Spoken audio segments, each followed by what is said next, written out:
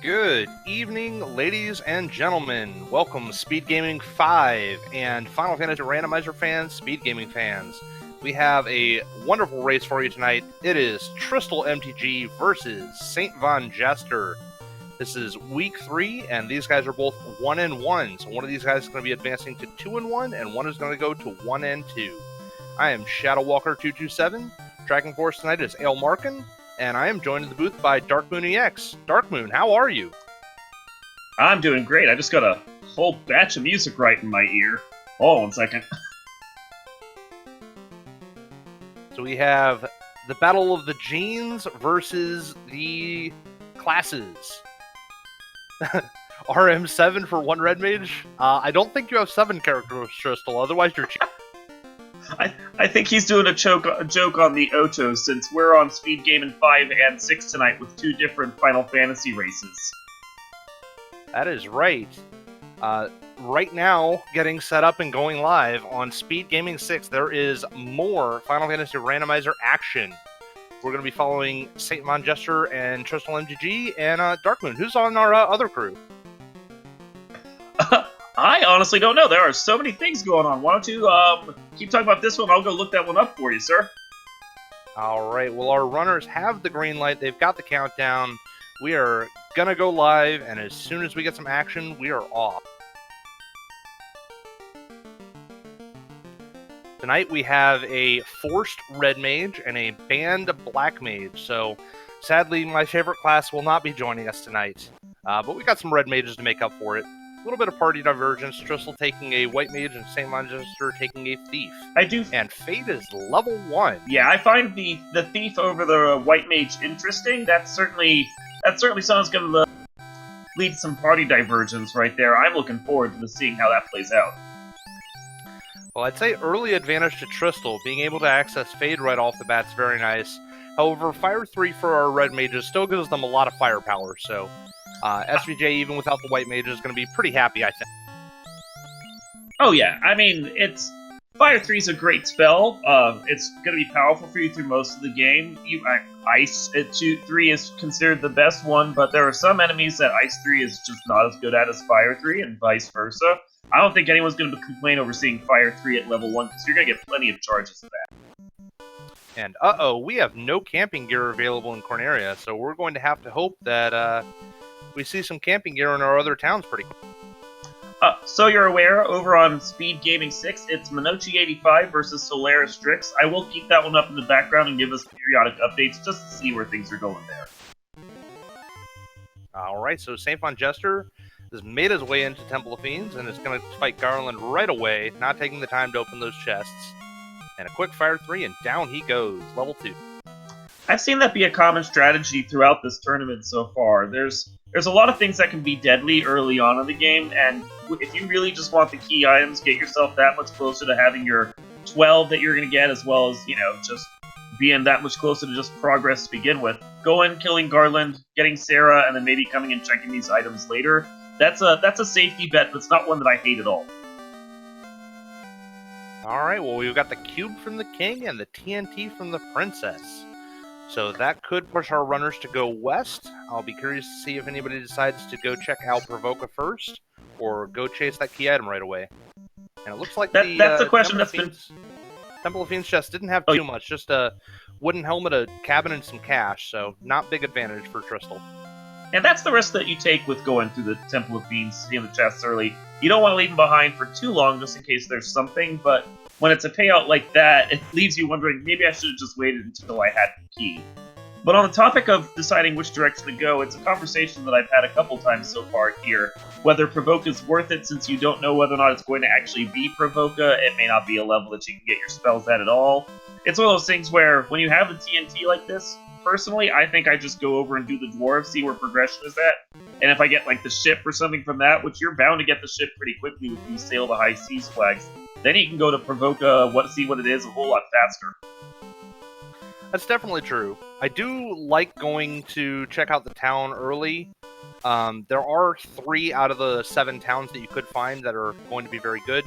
However, today we have Lefane, so not such a great option. Yeah, that feels like the whammy right there. Oh, womp womp. But between Provoca, Elfland, and Crescent Lake, those are 3 towns I really like seeing early. So I'm a big fan of going east first and checking out what's at Provoca. However, the right play today appears to be going west. Yeah, I think in general I'm with you. Normally I would do that just with that TNT right there. That would automatically push me to like, well, let's just go see what this TNT is before I really start making decisions any other way. And Matoya, silver shield and a couple bucks. SVJ says no thanks and gonna go on over to Dwarf. Yeah, Silver Shield's nice. It's not a terrible shield. You're gonna probably find something better in a chest. The only reason why I'd keep that instead of doing exactly what he did is just for sale. Get a little extra cash right now, because these seeds tend to start off just a little money poor. Yeah, unless you find one of those big cash chests off the bat, or you find a chest with like the katana or something that you can sell for a lot of cash. They do tend to be a little bit on the poverty side in the early. Especially just because of the fact that you may get a town like Melmond or one of those that has good items and expensive magic at an early spot. Hey. Speaking of katana. Yeah, that's going to solve our money issues. That's lovely right there. You just, well, it might solve Tristal's money issues. SaintVonJester is now on the point of having to decide, do I keep it or not? Because he does have a thief that could eventually become a pajama-wearing ninja that will be able to use it. And he gets a key, so automatically able to check these chests while he's here. That's the kind of, okay, well, he can sell a katana. Well, with 2 katanas, your thief can't dual wield, unfortunately, so now it's definitely going to be selling one of those. Oh, and the mass move. Wow! Those doors were just sitting on the action today. Okay, so we're definitely not lacking for endgame weapons. No, everything I just said, you could throw that away. Clearly, SaintVonJester has no decisions he has to make at all now. Definitely using that cabin right away. I don't blame him. I would use that before I even take a step. Yeah, no, you want to save those, because that was the haul to find right there. Dwarf Cave, 10 out of 10. Would visit again. Absolutely. And we're going to see some extra chest checks now that we have that Mystic Key. So 3 more chests here. And, we have Fire 3 and Fade. That opens up the option of grinding on these mummies, which are a pretty decent option for early game. We also kind of slept on it, but we picked up a Mage Staff, which is going to be a very nice option for that Thief in the early game, or that White Mage for repeatable Yeah, they're AoE. sitting on 2 red mages and at least 1 mage staff wielder separately for both of those. That's enough firepower to do a pretty early little mummy grind and get yourself up on that. I don't think there's any problem with that whatsoever. Plus, wasn't there a Harm 3 spell at Corneria? So that you could, like, in Tristal's case, he could have 4 people blasting out with magic that the mummies can just fall right to. That's not bad at all. Tristal's got Fade, so that White Mage has better things to do than harm. There you go, yeah. Totally forgot about that Fade. What am I talking about? Fade's great. No worries there. Tristal is going to double back and check out the Corneria lock chest. Oh, and he finds the herb for his... Well, that's why you do that check. Even if Corneria isn't incentivized, there's a good chance something nice falls there. And the herb is progression, presumably, even if the dwarves were sitting on all those fat stacks of monies. And weapons. Yeah, that's going to be, I think, a huge advantage for Tristal in this early game. Being able to sell both those katanas, has a ton of cash now, going to be able to afford some nice armor back here in Corneria. Yep, he ditches both of them, makes a cool 10 grand. That's not bad. That herb is not only instant progression, it's also the fact that that's 1 fewer key item that Tristal's going to have to look for. If SVJ takes a long time to go back to Corneria, he could be digging for a loose item for a long time. Oh yeah, it's a question of that. I mean, when you get the key this early, you're more likely to go check those items, those chests, because you're right here and you've got to assume there's something hiding behind at least one of them. But when you find the haul that SaintVonJester did in Dwarf Cave, you're almost sitting there going, do I really need to check the rest of these key lock right now? I don't know anymore. Well, we finally solved our lack of save item issue. We have cabins and houses available here in Elfland, and they're not too bad. Elfland being vanilla, but... No, yeah. For the money, they're fantastic. I've seen houses cheaper, but considering the flag set we're in, you usually see them much more expensive than that. It's a nice price all for both of those. Anytime I see houses below 1,000, I consider it a win. Yeah, no question about that. And Tristal fades down those gargoyles. That just feels so satisfying the number of times they can be a pain. Gargoyles are jerks. They've got wings, and that makes them birds. Birds are jerks. Birds are always jerks. Every video game has proven that. Another satisfying fade there takes out another 3 of them, and we all delight in their deaths.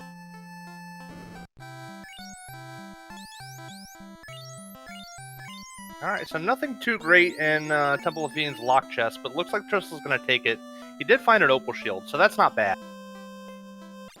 Well, the nice thing about finding that herb right there is that he can continue his walk around the Circle C, hit up Dwarves, get that chest room, hit up Astos, get that chest room, before coming down to Elfland and just being able to turn it in all in one lump sum.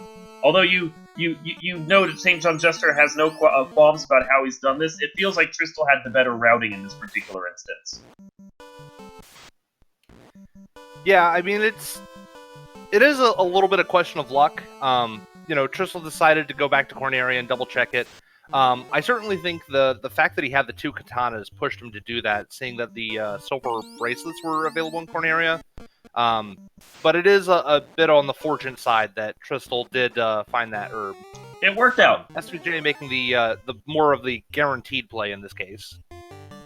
Yeah, that incentivized march is one of those things you hate seeing, and yet as commentators and as a viewer of the race, I love seeing it, because no one likes going to march, and invariably there's something in there that you have to get. I mean, we all talk about March being terrible, and sometimes it really is terrible, but a lot of the time, if you have decent AoE, March really isn't that bad. And so doing an early March play can get you a lot of value if something good is. Yeah, it feels like March isn't as terrible as it could be in other flag sets. This one, because we are randomizing so much of what the enemies can do at this point, Ambush Cave feels a little less ambushy here. Alright, so SaintVonJester has decided to go to the top chest first. This is always an interesting question, whether you decide to go check the 4 chests up at the top of Marsh or not. I personally, a lot of times, like to check the 1 linked chest on the bottom side, in the middle floor, and then just check the bottom, and then... I always come up here and check these 4 chests, because I know invariably the one time I don't check them is the one time there's something there. Just the way the luck of it works out. Yeah, it's fair. SVJ did find a good amount of cash on the top floor so far, about 12k, so very nice. Scorpions with Ice 2. Does not feel very... No, not when you're so close to finishing out that floor and you could have just gotten away with it. I mean, I would have probably reset away from it anyway afterwards, but I want to know what those 2 chests are just in case. And the spiders are giving him the business now. So Tristal, after finding Mazmune and getting Fade for the White Mage, has decided to let go of one of the Red Mages. I like this play. Funnel some XP into the other 3 characters, and he's going to be looking pretty good for the endgame. I agree. I don't hate a 3-man strat here. The spells for the Red Mage aren't quite as good as you might like to see early on, and with the Mage Staff and Fade on your White Mage, 2 of the Red Mages is just a little too much overkill when you just don't need it right now. So SaintVonJester making liberal use of that Mage Staff, clearing out a lot of enemies in this Marsh Cave. It's a great weapon for here. That's a good clearing weapon for enemies this week. Like, it was the perfect time to find that Mage Staff, really. So we did not find anything particularly good on this top floor. The biggest find was that 11k. And you don't never complain about seeing 11k this early in the game, but it's also one of those ones where I don't know if I would have bothered walking it out. It's so much effort for just a chunk of change when you're going to find more money later. So the herb is not immediate progression. It just turned into an Oxyel. So advantage that Tristal doesn't have to go digging for that item right away. However, it's not going to be our progression very quick. Not so long as they don't find a canoe or something here in Marsh Cave, and then Onrak isn't at Crescent, for example. There are certainly scenarios. That is possible. Yeah, there are scenarios where it's like that Oxyale is going to be very specific, but you know we're going to have to play the long game and see how that works out. So we do know at this point either the ship or the canoe has to be inside Marsh Cave. Thanks to the checks that Tristal has done, we have seen everything else so far. So we know we have to find progression here. FYI, over on Speed Gaming 6 with Manochi versus Solaris Strix, they are already in the air, and it's not even 8 minutes in. That certainly sounds like a very fast seed. Jet seed right now. Find a quick floater or not? I'm assuming. I haven't looked at. I can go check out their. No, I can't check out the tractor stuff. That sucks. Let me go hit their chat and see what's going on. Alright, so SaintVonJester has made his way to the incentive chest. Wizards are runnable today, so not too bad. And we do find the canoe. Yeah, it looks like very early on, Manochi and Solaris Strix had a floater key back-to-back. I'm assuming that came from King and Princess, so then it was just a matter of figuring out how to get over to the desert so you can immediately get your airship. That's about as jet as you can get it for the early game. So SaintVonJester has his incentive item, however, it looks like he's skipping out on the key-locked marsh chests. Now, we know that there's already one loose item found, however, that could end up biting him, and it's going to linger in the back of his mind. Yeah, whenever you have the key coming into this dungeon, I feel like you need to check those key lock chests. No matter how good or bad Marsh is, you don't want to leave those 3 behind, because that's always the time where there's something lurking there that you're like, oh no. Yeah, Wilkleos is in chat pointing out that the Ice 2 Scorpions are definitely a reason to consider not checking them. And I don't blame that play. I think that's, taking the safer bet, just get your canoe, dip out. If you have to come back here, it feels bad. However, it's only 3 chests, so not terribly likely to be something. Yeah, get 10, 12 levels on you. Then at that point, you're powerful enough that the Ice 2 is more of a blink against your armor than auto wipe. Looks like Tristal says nuts to it and is going to check those key-lock chests, so we'll see if there's anything of value down here. Well, it's Tristal. It's what you expect. Absolutely. You don't be the best by taking the safe play every time. No. And this is in line with exactly what he's been doing this whole time. He's been very thorough. He's been checking everything he goes along just to get it out of the way so he doesn't have to double dip at all. Yeah, the other nice thing is with his 3-man party, he's going to have a little more levels. Now, Ice 2 is still going to do a lot of damage compared to his current HP, but it means fewer ambushes, more opportunities for first strikes. So I think it's smart. Has he seen the Ice 2 yet? Does he know the Scorpions are even sitting on that?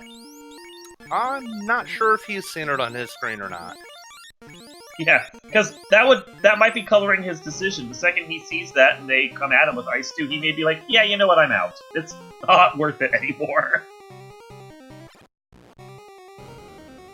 Chat confirming he hasn't seen Scorpions yet, so that could change his decision process. So Tristal getting a little bit of unrunnables before he can check the last of the keylock chests. SVJ making his way back up to the top. Hopefully he'll be able to get out this time and be on his way over to the Crescent Lake area.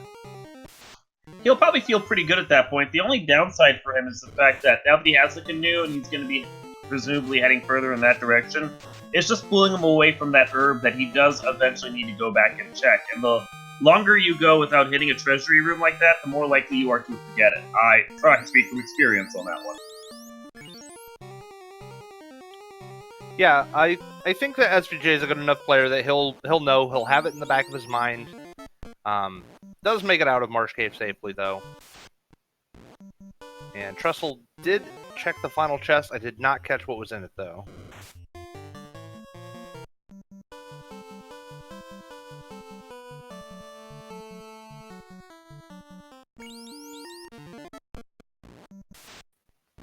Malakoth pointing out in chat that it's 52 gold, so definitely not missing out for SaintVonJester skipping over those chests.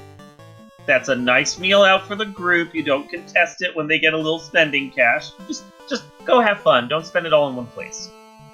All right, 52 pennies does not buy you a whole lot. It takes at least $1 to do some real shopping. They could share a hamburger. A very small hamburger, a very cheap one. But not a hamburger of good quality. See, that's the problem. Oh, no. It's like buying a short sword. You could buy a short sword. You're definitely talking like a grocery store slider right there. That's not a good one. Alright, SVJ making up some time. He's headed over to Crescent Lake. So Tristal a little bit behind as far as like progression-wise going over there. But that's, of course, because he found the key item in the Corneria lock chest, so... A little bit of time now. He's been a little more thorough, which has put him behind, but we already know that thoroughness paid off so far, so can't really blame him for that.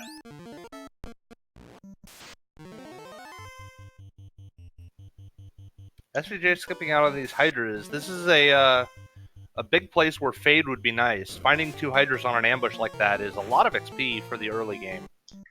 It is. Clearly, SaintVonJester, as chat rightly pointed out, prioritized using the thief for running over worrying about what magic was there. Whoop, there goes that thief. Well, that's Trolls were having none of that. Definitely doesn't feel good. Oh, man. Hopefully Gene can get the runoff. Not before the Trolls have their way. No. Thankfully, he dropped a cabin right beforehand, so that's not really that costly. It's not as if he'd been over at Elfland and had to walk back again. Alright, and we did find Melmond here. Mm-hmm. So, not the greatest of towns to find. It's once we know where not going to be our low-level magic that we... Yeah, once we find the slab, we'll be able to translate that there. So it's good to have knowledge of where it is, but it's not a great town when you're still looking for Elfland or Provoca or any of those. Elfland is Elfland, so we're still looking for Provoca, because we're hoping for some really good magic there. Plus the pirates.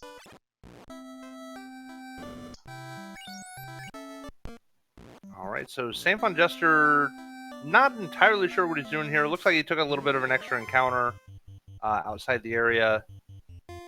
Maybe he needed some cash, but I'm not entirely possible. And then he ran across the Zozo Melman, so that's always fun. I always like turning on that flag, and then by the time I get to Melman, I forget it's there, and then I'm like, oh my god, there's monsters. SaintVonJester has saved himself up a little bit of cash, going to buy himself a silver armor. He's got 3 of his guys nicely equipped, including that thief. I think he's, like, of all of them, I think he's probably more likely to drop a red mage eventually and keep that thief up, because he's going to want the levels on eventually to be a nice pajama guy. I don't know that I'd call a wooden armor nicely equipped. It's some absorb, but it's not much. It's A equipment. He actually used it. He could have just thought the thief was worth keeping on the ground. Future Sight asking if Life was Red Mage learnable. I don't know that we've seen Life. I know we saw Cure 4, and that was Red Mage.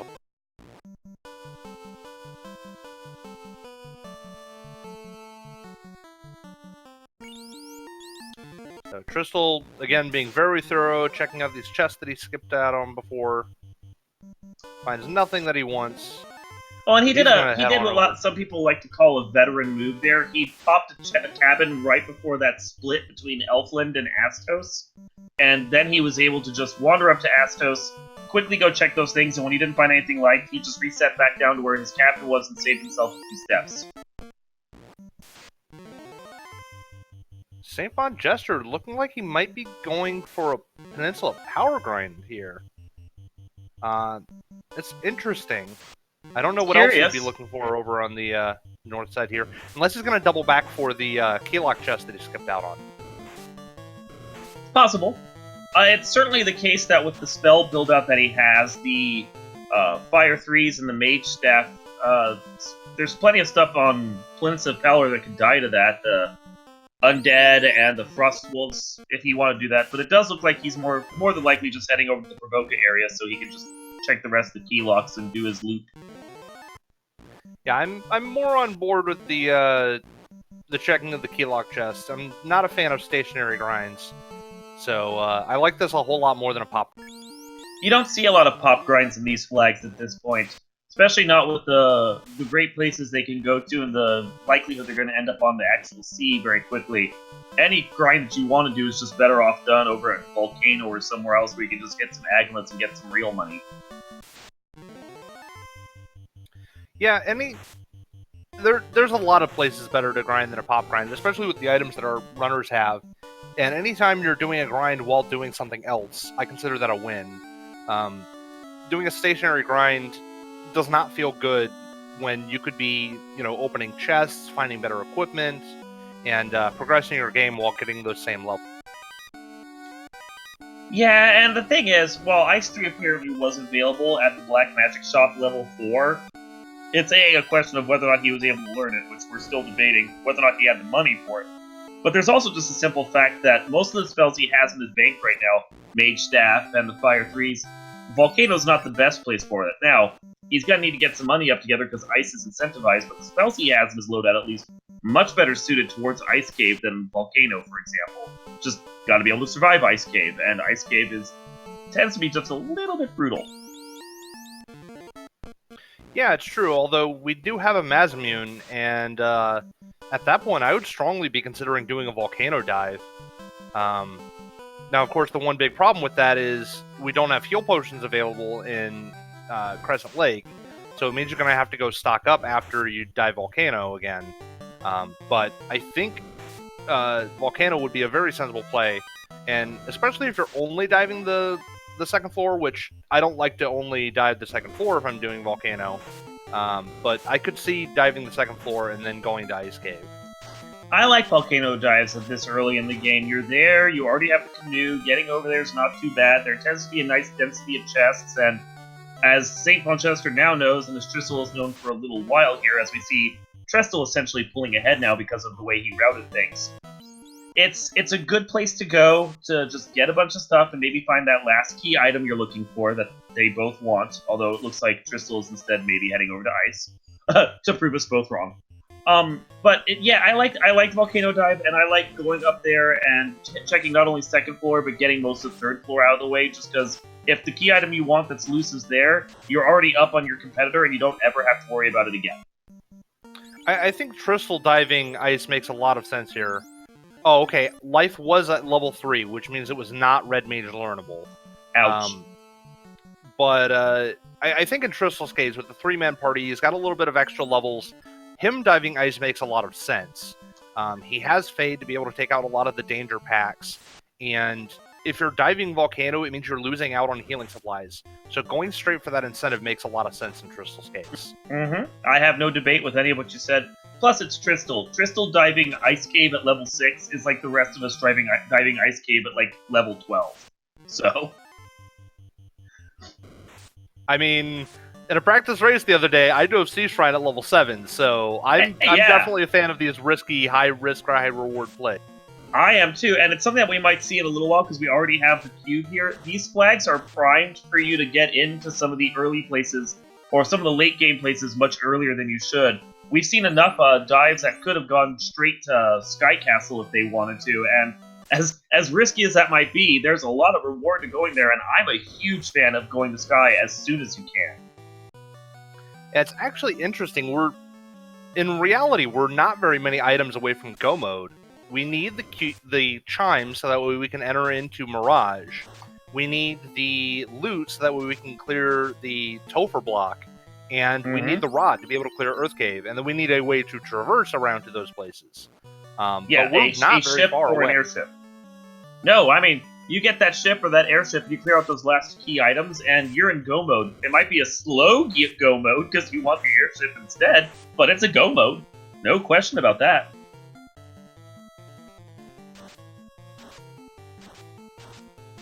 Alright, so the Mage Staff putting in work against these undead packs that Tristal's encountering. Again, that's a fantastic item to find this early in the game. You pretty much can't get the Mage Staff and have it be useful any earlier than that right there. That's gold where that came up.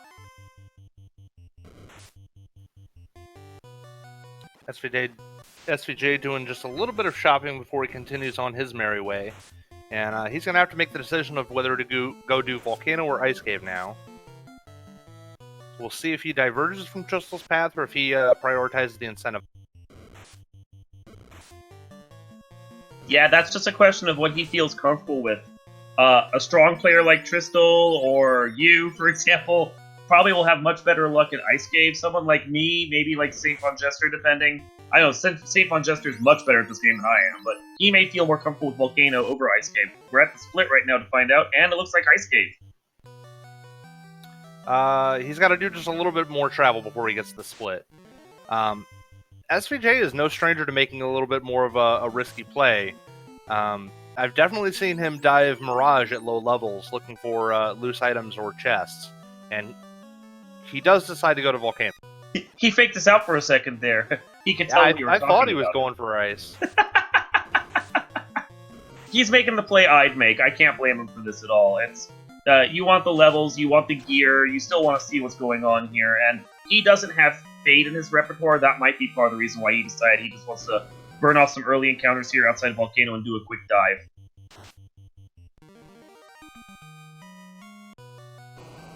Yeah, the question's going to be how quick is this dive, and does SVJ get something to compensate for the time invested here?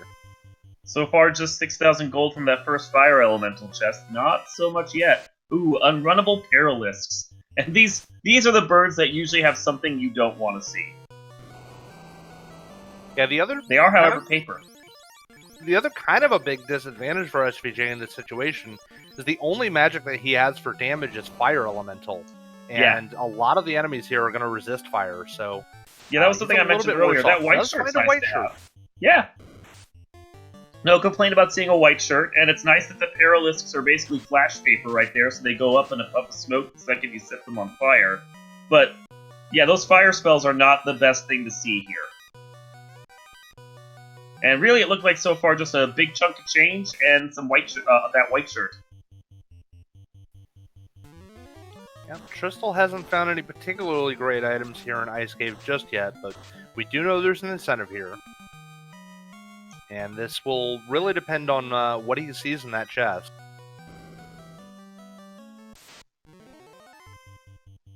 Considering where we're at right now, I have no doubt that Tristal's on the right play right now, because, yeah, that incentive chest is more than likely going to be something good. We already got TNT out of the way. Short of the Ruby and leading to nothing in Titan's Cave, there's not a lot that can really be a whammy on his list at this point. Oh, chat pointing out that Tristal did find an Excalibur here in Ice Cave. That's nice. So definitely. That even means at this point, if he finds the tail, he's not really going to complain. It's not progression, and I'm assuming at this point, short of a loose item somewhere, Ice Cave is going to have absolute progression, airship or ship at this point. But ooh, looks like SaintVonJester may have taken a wipe trying to get out of Volcano, and now he wants to go back to get that white shirt.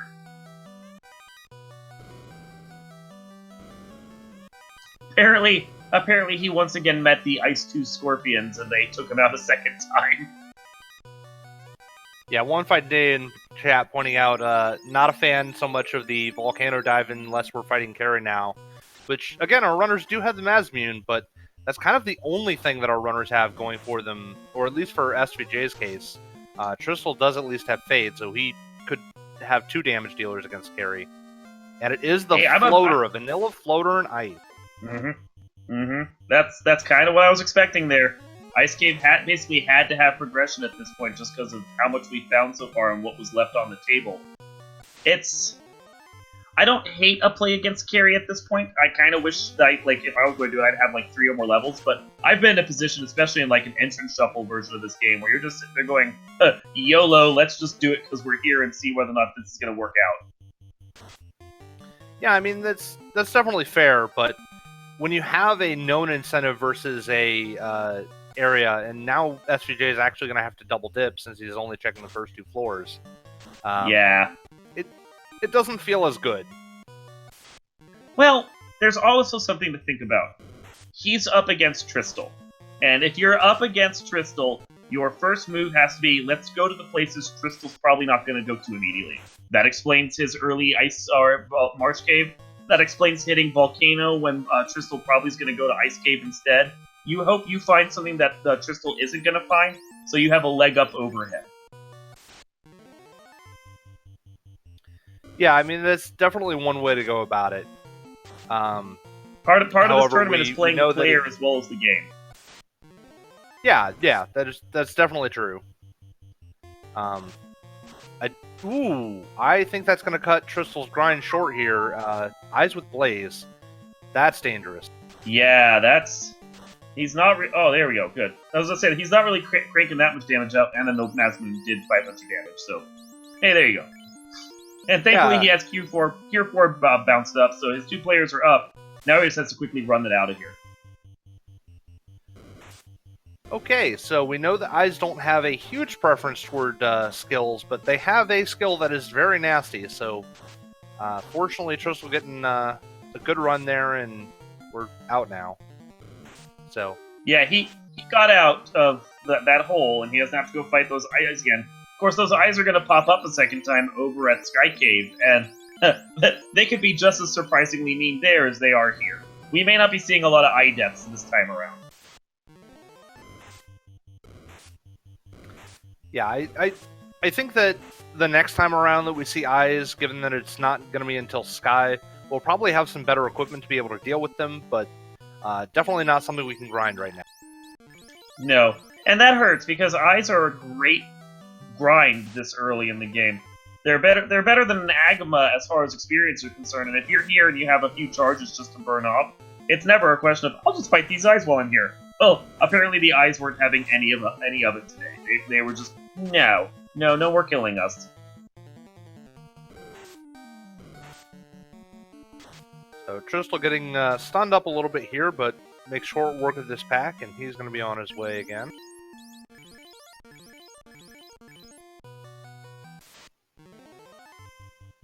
And checking out with Speed Gaming 6 with our Minochi versus Solaris Strix. Although they were up in the air pretty quick, it still looks like their search for key items is slowly taking its time. They're still well on their a long way from being able to get to their go mode.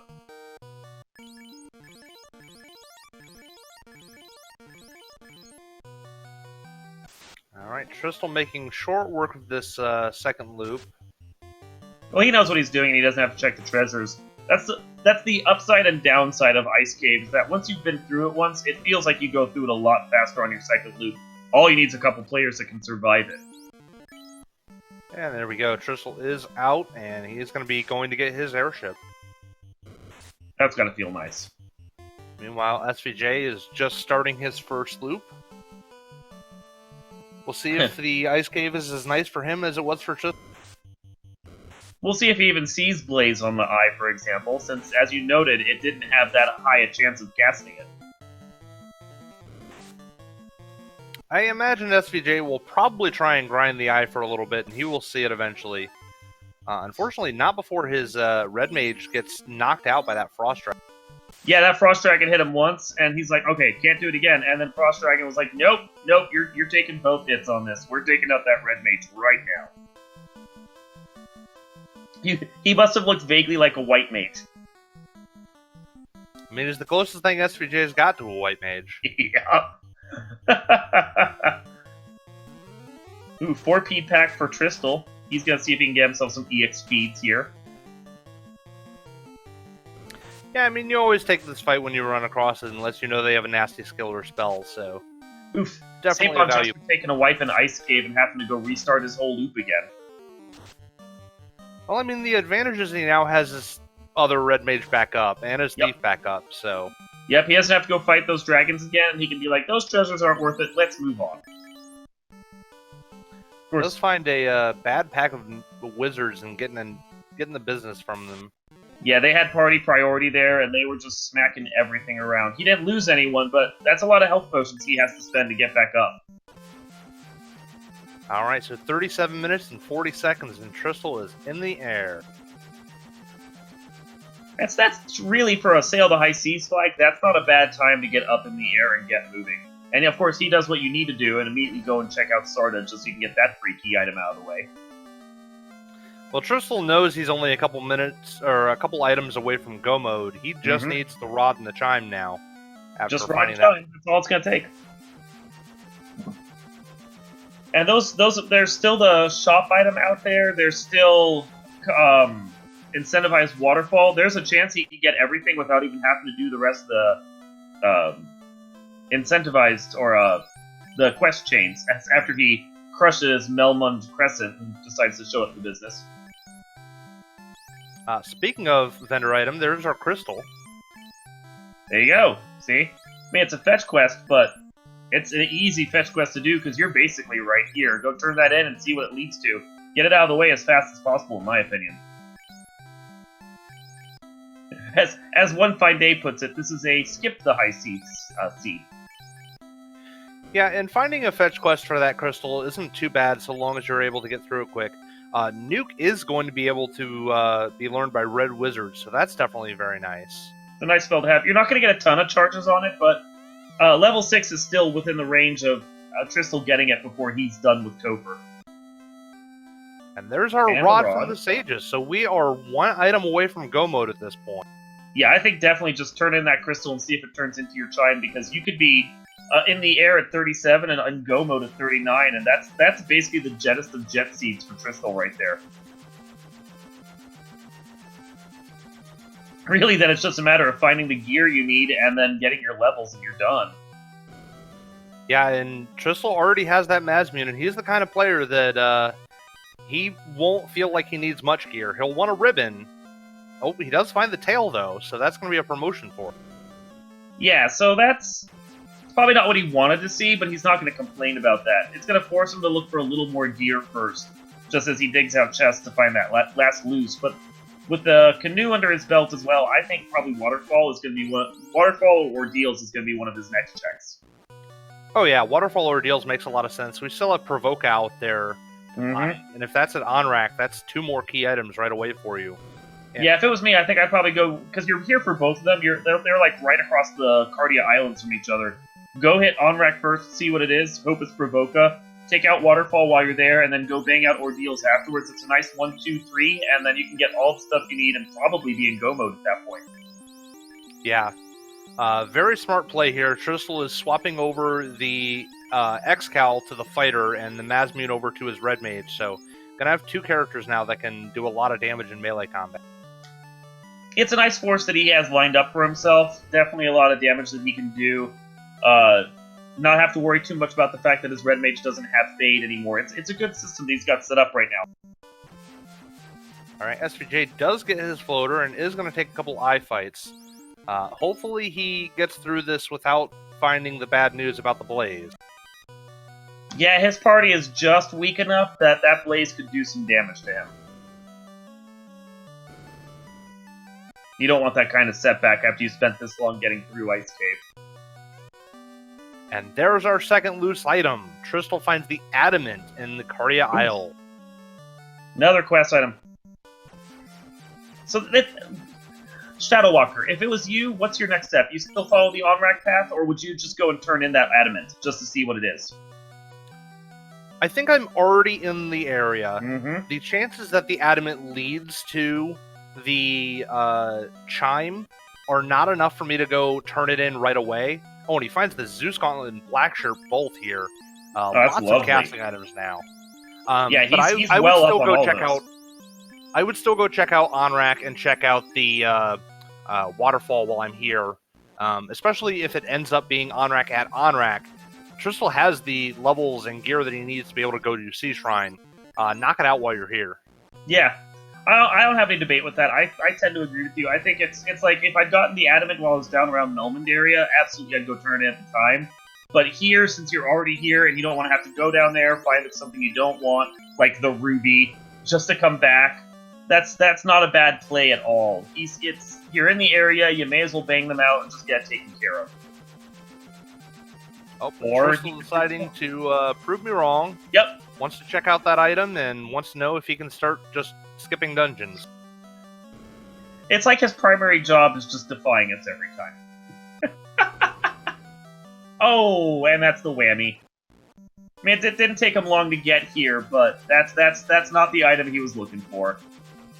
Oh, you know, he does... Oh, no, he'd already turned in the crystal. I was thinking that he had 2 items to turn in. And if he had 2 items to turn in, I could definitely see that. Oh, he wants to come back and get Fade for his Red Mage and Knight, and Cure 4 for his Knight as blame well. him for that. So I definitely, with the spells that he has access to down here, I definitely understand coming back. Well, and I think that Adamant also just pushed him over the Adamant ship, just certainly pushed him over the 12 key items at this point, so it's not a bad turn in that regard, because now he's getting 150% experience while he's at it. And SVJ is out of the ice cave. He has his floater in tow and is paddling away to go get his airship. So it's going to put him about 6-7 minutes behind Tristal getting in the air, which is, you know, not the position you want to be when you're up against Tristal, but it's not a bad time. SaintVonJester is really doing quite well in this seed, and probably against just about anyone else, he'd have a nice, comfortable lead, because that's a good time for the amount of work he had to do to get that floater in the air. Oh yeah, absolutely. It's very hard to keep up with someone that's got a pace like Tristal. He's very fast, and he's going to execute nigh flawlessly. You can't ever be perfect in Final Fantasy Randomizer, but he does extremely well. Yeah, it's part of the reason why the 1-in-1 bracket of our tournament right now is so scary, is because there's a lot of people like Tristal in there, and normally the 1-in-1s are the people that are kind of good, but when you have a Tristal coming up against you, you're like, well, I might just be 1-in-2 this.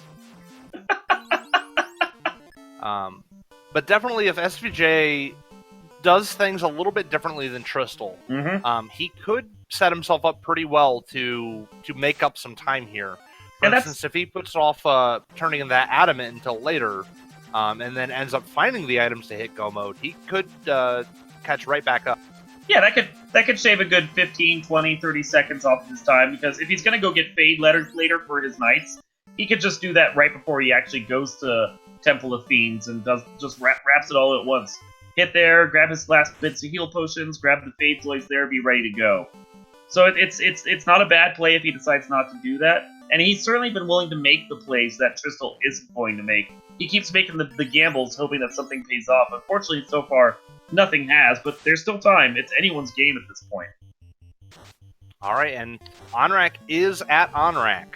So this is the waterfall, and this is Sea Shrine that Tristal has found.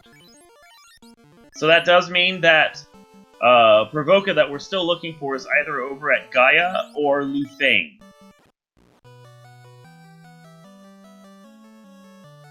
Yep, so Tristal's going to knock out Waterfall while he's here, and I imagine he will probably go do Sea Shrine while he's in the area as well. I would not want to be doubling back if I was Tristal. Oh, A for mummies. That's just there to waste your time. That's awful. Especially when your primary thing to cast against them is usually fire. That's just a taunt right there from them. Oh, and chat and the tracker both reminding us that Gaia is actually at Gaia, so that means that by process of elimination, Lufane is going to be Provoca. So you gotta do a long walk to get those level 2 spells. But yep, so Provoca and Lufane swap places, and Crescent and Gaius, Crescent and Melman swap places. Otherwise, everything stayed the same. Not too many changes. And that long walk to Lufane is going to be worth it, because Vic the Pirate's still waiting there with the key item for you. Yeah, although I think if Tristal finds the chime outright from this, I doubt that he would even go over there and check it out. Level 2 magic is nice, but in Tristal's shoes, he's going to have everything from go mode as soon as he finds that chime. Yeah, I mean, it's one of those cases where, and this has happened to Tristal before, he skips something that might actually be vital, and you never know if Life 2, for example, might be waiting there in a spot that all of his characters can get it at. You hate seeing that, but that's the kind of gamble you have to make if you want to stay ahead of the pack.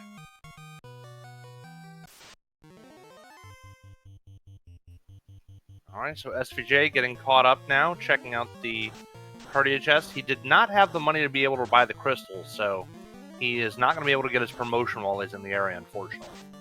That's going to slow him down. It's not essential, but definitely with the party that he has, that promotion is going to make his party really sing. With that fighter and that thief right there, you want that promotion as soon as you can get it. That's unfortunate.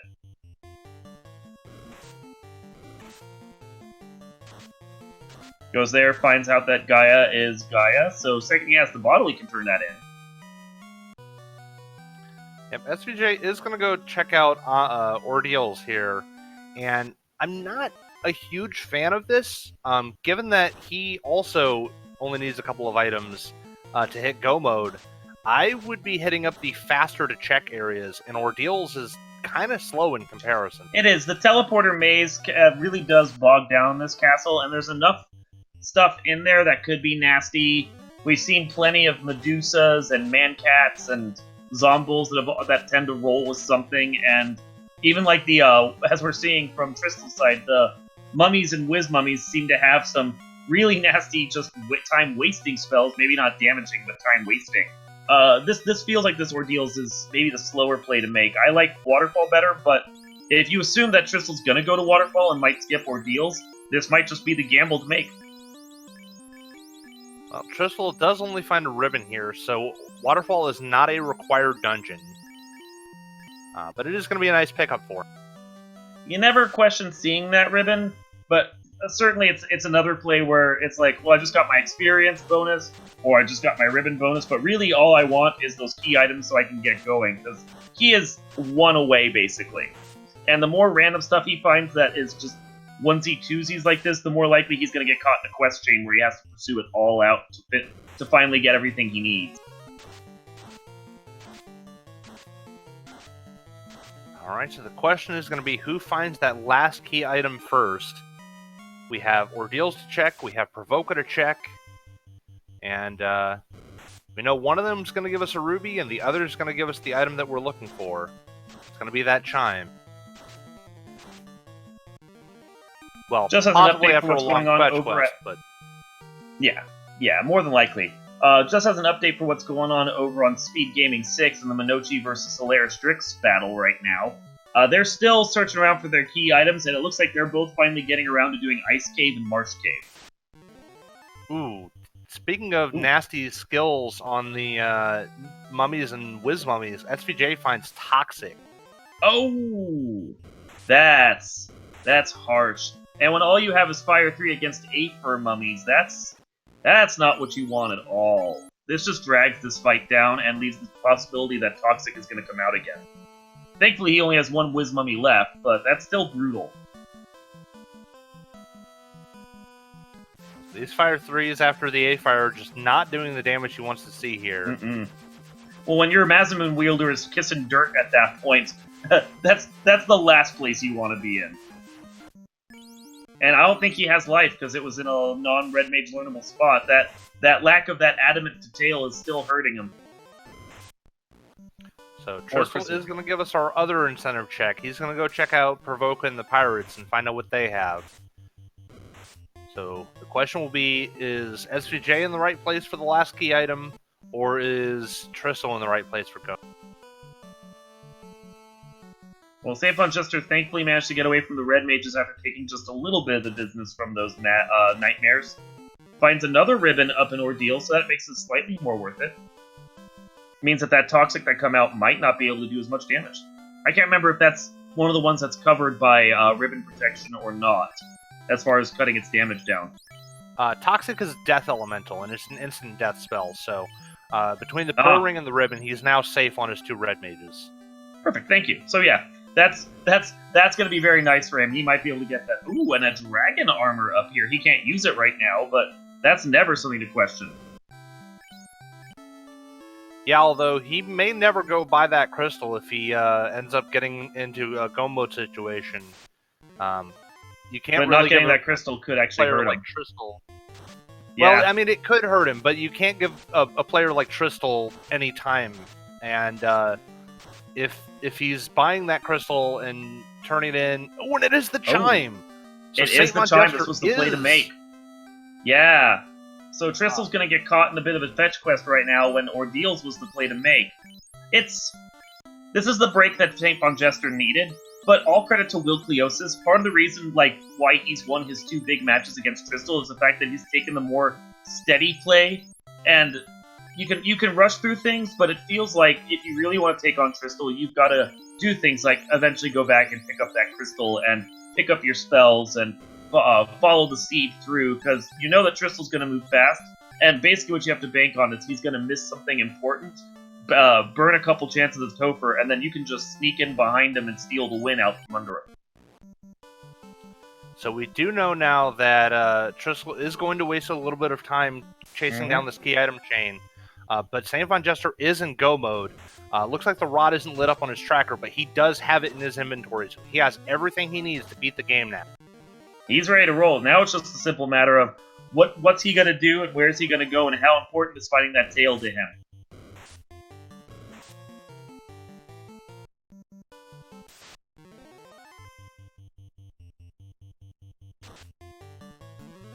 Tristal being a bro and taking out that Tyro so he can get his sweet, sweet steak. So the question is now, where is SVJ going to go next? He might be hunting down that tail? Not entirely sure. Does he have Crystal? He doesn't have... I think he thought he had bought it, and then he realized he didn't have the money, so he might be going to go pick that up, and that's going to work out to his favor, because then he's going to be able to use his dragon armor and his katana and everything else. Yep, going for that Crystal. Okay, so he is going to get his class change. That's going to be a really nice pickup for SVJ. And that's pretty we know huge that for Tristal's... We know that Tristal's going to be hunting down a lot of time. Tristal's going to have to get the crown and the slab, only to find the ruby at the end of this quest chain. So we know it's going to take him a little bit of time to go back to Ordeals and get that. So this is big news for SVJ. Yeah, and we know that this is time that he's just given back to SaintVonJester, because it's not going to turn out to be anything, and it's not even helping Tristal in the XP department, because he was already up over his needed 12. So this is literally just burning time.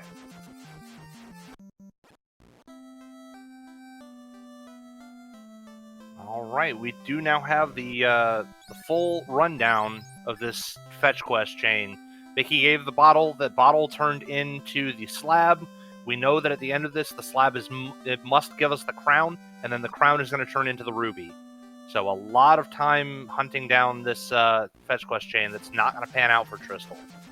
And then the question is, does he bother turning in that ruby, or does he go to Ordeals after all that effort? Like, I know it's Tristal, so more than likely he's just going to ignore the ruby, but some of us, we might be in the position of going, I've spent all this time, let's at least see what's there.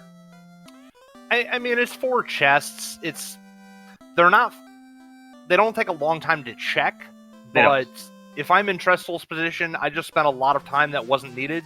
I'm not going to spend any more time on that. I'm going to go move and go where I need to go. Yeah. Because at that point, the only option available to him will be Ordeal.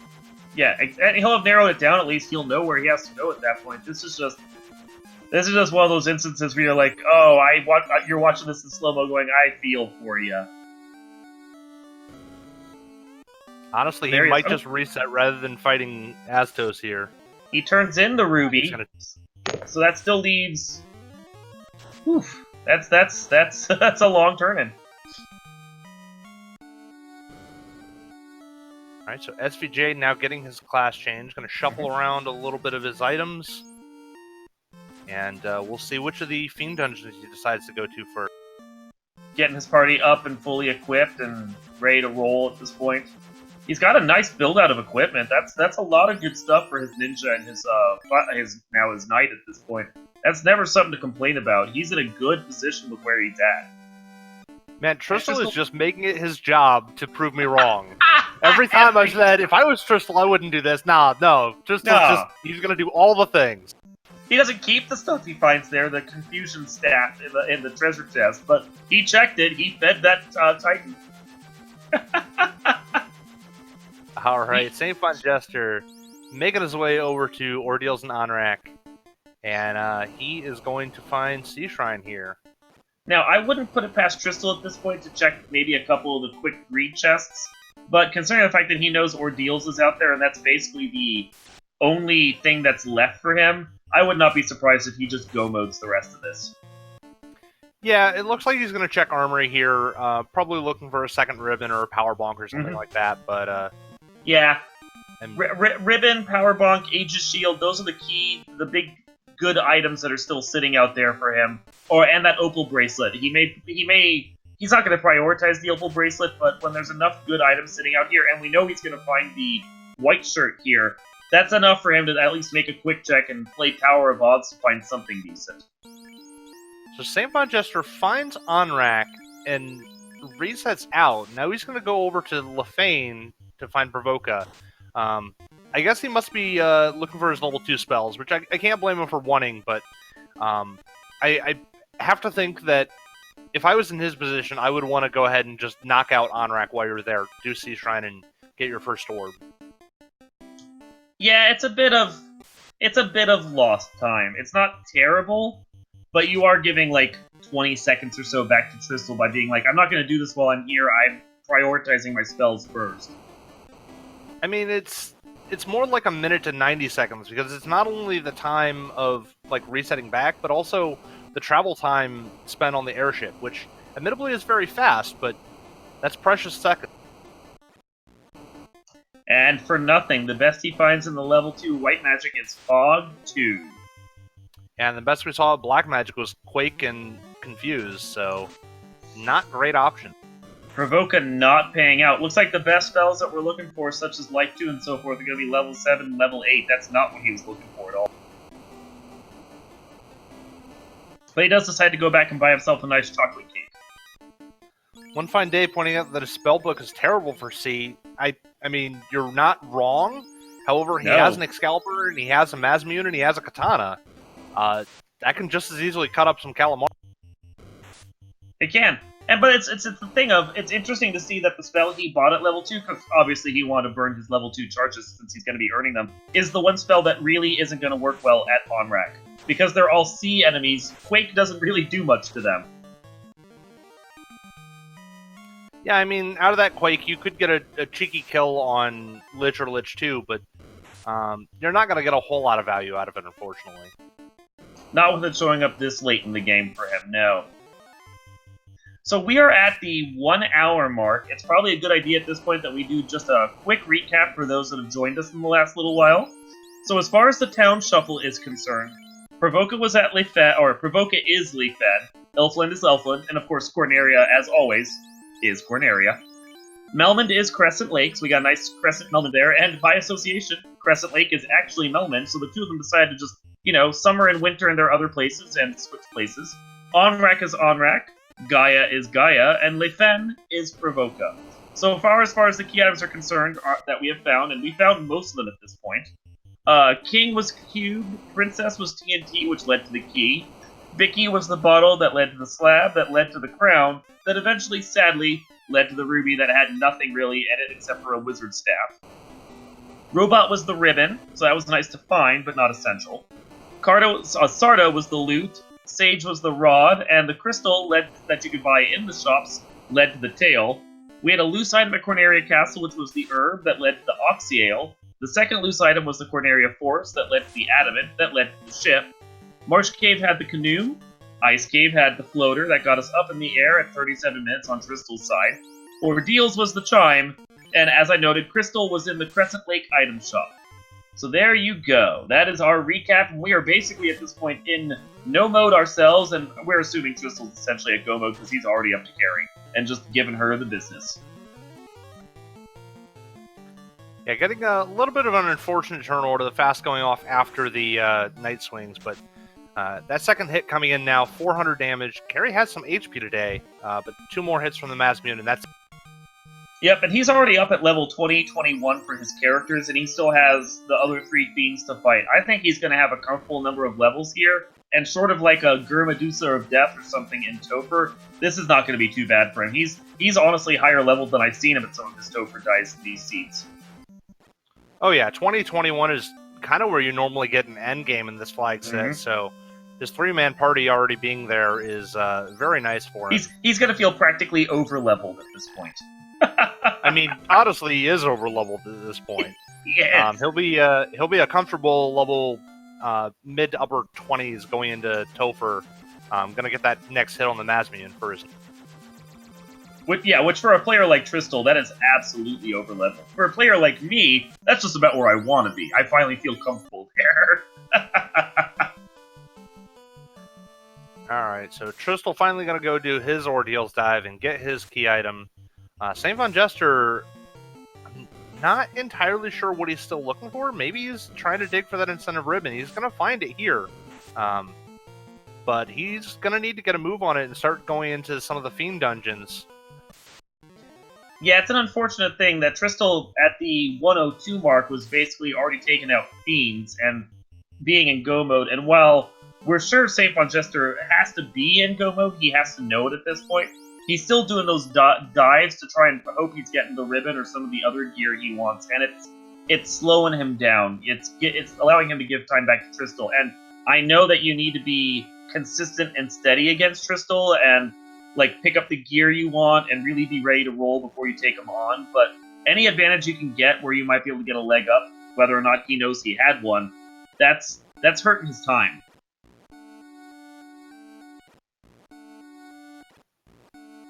And just FYI, over on the Speed Gaming 2 with Minochi versus Solaris Strix, Minochi is in Go mode by the look of the tracker at 57 minutes, while Solaris Strix is still searching around trying to get his last key items. Yeah, it's interesting that SVJ is the first one in Go mode, but he's still digging, so we'll see at what point he decides to finally stop digging for items. And he does already have he's one got to ribbon. do. Yeah, like I don't know. There's not a lot that in his position that I would be looking for because, like, Dragon Armor was somewhere easy to get to, easier than this. You already have one ribbon because of Ordeals. I kind of feel like if it was me, I would have already just been like, okay, I just gotta go at this point. I gotta pump the gas because ouch, 2 down from Toxic again. Yep, so Tristal's made his way into the chests in Castle Ordeals, and he's finding all the nice armor that SVJ found before him. Mr. Rossetti correcting me, I must have said the wrong number. I was probably looking at our screen seeing Speed Gaming 5 and just said it. Speed Gaming 6 is the Minochi versus Solaris Strix fight. Just FYI. Oh, I said 2, apparently. Oops. That's my fault. I'm not sure Tristal's seen the mummies with a toxic chat, but if he hasn't, that's just a bonus for him. I mean, he's seen the A-Fire, but he hasn't seen the Toxic, I don't believe. But Tristal does hit Go mode, and I have to think that he's really going to put on the gas. While he's in the area, he's probably going to hit up Mirage and Sky. I think if I was in Tristal's shoes, I would route this, do Mirage Skywire here, scoot over to Onrak and go do Sea Shrine, and then bounce down to Earth Cave before going back. Just FYI, since I said the wrong channel, Speed Gaming 2 right now has a Legend of Zelda Link to the Past randomizer. It looks like they're about halfway into their run, but no one's in Go mode yet, in case you were wondering. Dark Moon with all the updates today.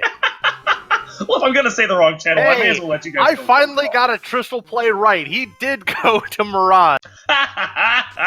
Well, this is the thing. It's the play that I think you and I would have made at this point, because, like, you have the items, it's right there, and the experience is great.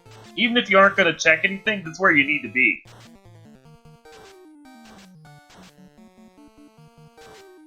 Alright, so SaintVonJester has his ribbon. He's making his way out of Earth Cave, or Waterfall. He's not in Earth Cave. None of our runners are in Earth Cave. No one wants to be in Earth Cave. No, I can't blame them for saving Earth Cave for last, especially when you're in Go mode, because that's a fun dungeon to go, and it's a terrible dungeon to actually explore.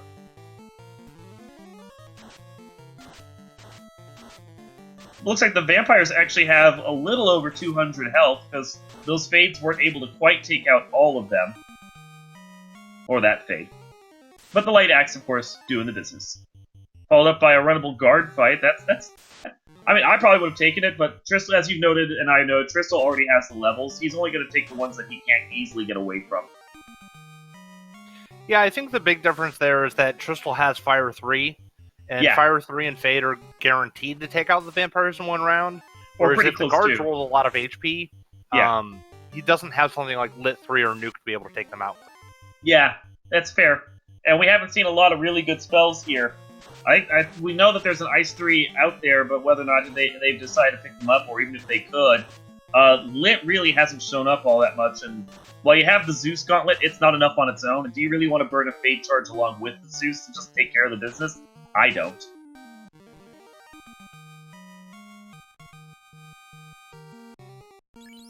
Alright, so SVJ has made his way out of Waterfall. I feel like he's really got to do Sea Shrine while he's in the area. And he does. He's got to start making up some of the time that he's given back to Tristal. It's a good play. You're here. You're gonna do it anyway. I can kind of understand why he looped Waterfall in with it, even if I think for both of us it's not the play we would have made when we're in go mode. I can understand why he did it, but now that he's here, he's at least banging out Omrak and Sea Shrine and just taking care of it. Now, just don't go to Mermaids. You don't need to go there. Just go take out Kraken and be done with it. Interesting here that SVJ has decided not to bring back the Ninja, only the Knight. So we'll see if he might be trying to he might be trying to goose his experience levels right now, just that the Knight is ready to roll for Topher. Yeah, it's true. His Knight did miss out on experience points both in Ordeals and in Waterfall. So I definitely can understand if he's trying to pad the XP for his Knight and catch him back up a little. Yeah, those really smelly, toxic mummies took out his Knight both times, and that's not something you want to see. Also, looks like he had a bit of a misclick there trying to fire off the Light Axe against the Sharks. They're not undead, unfortunately, so they can't take care of that. Although, if the devs ever decide to implement the random undead status that I keep trying to pitch to them, then that might be useful at that point.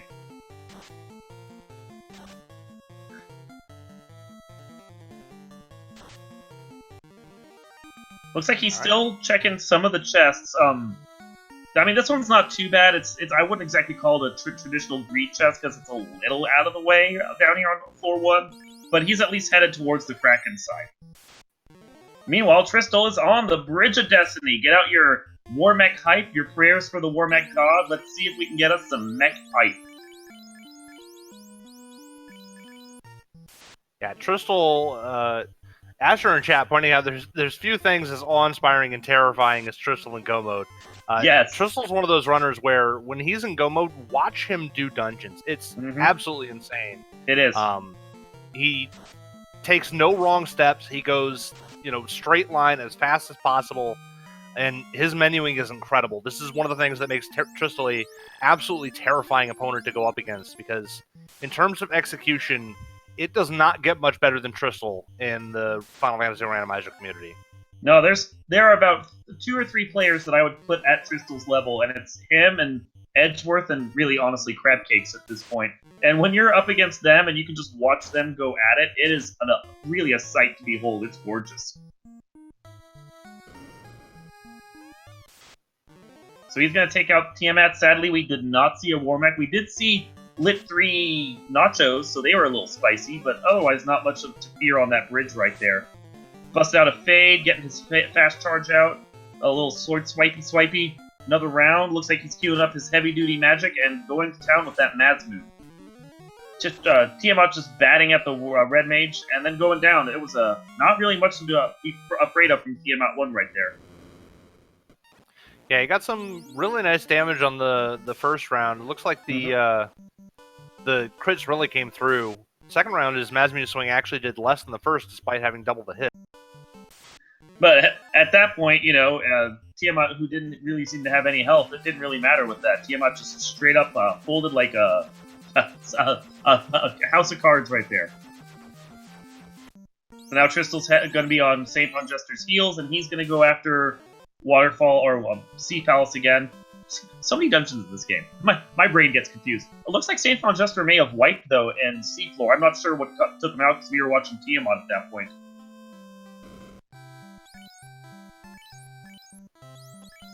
Alright, Tristal hot on his heels. SVJ getting scooped up a little bit by these unrunnable sea snakes and sea troll. Trenton in chat asking where the key was. Key came from Princess Quest Chain where she had the TNT, so you got that from her after defeating Garland. Immediately walk around the Circle C to go hit dwarves. Turn in the TNT, they give you the key, and then you can go hit their armory, which had a katana and a Mosmoon, and a couple other really nice items, I believe. Dwarves had it all today. Yeah, dwarves were holding on to both katanas, the Mazmoon, and a mage staff, so extremely high value in the early. The dwarves were rich, as you expect dwarves to be. Also, they forged all the good swords, so they were just chilling in their armory. their armor. That's why their armor was out of adamant at that point. He already made a ton of good swords, used up all his materials, didn't think ahead. He's like the was it the grasshopper and the ant? He was a grasshopper, wasted everything he needed, and then locked it all away. And now we see where the lack of really good spells is kind of hurting SaintVonJester here right now, because he's having to take out these Red Sahag, Wiz Sahags with fire and a black shirt. And the ice is doing better work, as is the Zeus Gauntlet, but he had to burn a Fire 3 charge that really didn't seem to do much to them. Yeah, it looks like Siege Shrine is full of unrunnables today. We saw the Sea Snakes and Sea Trolls that were unrunnable. Ghosts are unrunnable, and of course the Wiz-Sahag, R-Sahag is always unrunnable, so lots of fights that can just eat up your time here. And it looks like SaintVonJester is not even caring about treasures, or he's going to prove me wrong. Because he skipped those 2 easy greed chests there. Maybe he already checked them and then got wiped here? I didn't think he made it this far into the dungeon yet. I'm not entirely sure at what point he did wipe. Tristal finding the Bane Sword. It's going to be a kind of nice pickup for him. So we have brackatrices. Well, the birds have brack. That might explain why he wiped here earlier, because ouch, that's not fun at all. And Did he get bracked through a ribbon? Because I know he has 2 ribbons. He must have. That would explain why the one red mage is still standing, but they're also beefy enough that they're like shrugging off the first of the 2 Fire 3s.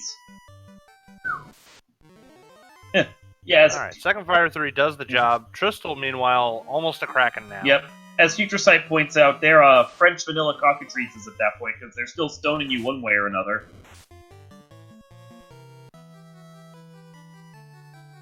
Yeah, Tristal is just burning rubber here.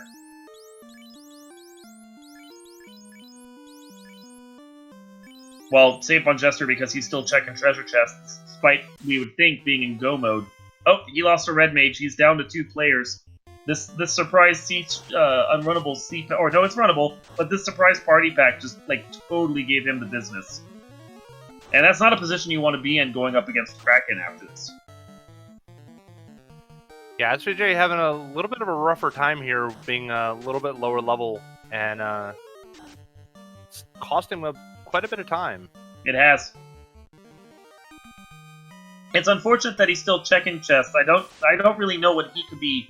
If he didn't find the dragon armor, that might be one thing, but I really don't know what he could be searching for at this point, because there's not a lot left on the table that's worth hunting out, and he's just bleeding time at this point. Chat pointing out could be Bonker Vorpal that he's looking for, and while I can't necessarily blame him for that, you gotta know that you're wasting time at this point.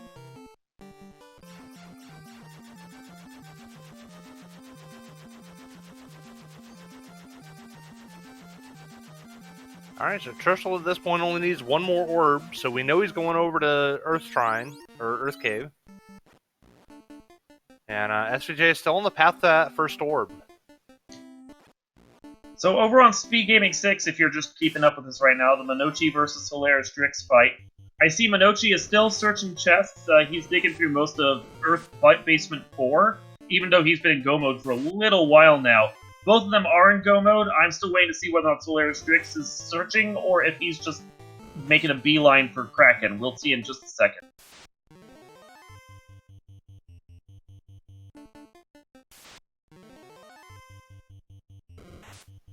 Alright, so Tristal on his way down, getting quite a few encounters here in the Earth Cave. And held up just a little bit on his path. Yeah, it does indeed look like Solaris Strix over on Speed Gaming 6 is in go mode at this point, just burning past chests now. So they're in a similar position to where we're at with Tristal and SaintVonJester. SVJ has made his way to Kraken's floor, so hopefully going to light his first orb here. That'd be good. That'll put him on the board. He needs that right now, but you know he's got to be feeling the pressure. He's got to assume Tristal's almost done at this point, because that's how Tristal is. And, I mean, we know Tristal's like one orb away from done.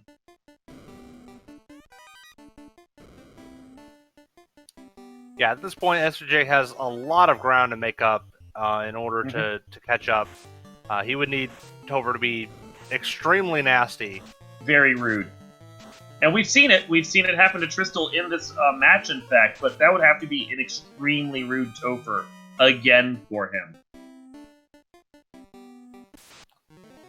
Yeah, if Tristal gets another Topher that's as bad as his last match, I'm sure he's going to have some words with me after this. It does look like SaintVonJester has the dragon armor at this point, so it must be just Vorpal and Bonk that he's looking for. He does get the Bane sword off on Kraken, though. Bane's the Calamari, and that puts him on the board. Pulling the Will Cleosis move right there and relying on Bane strats.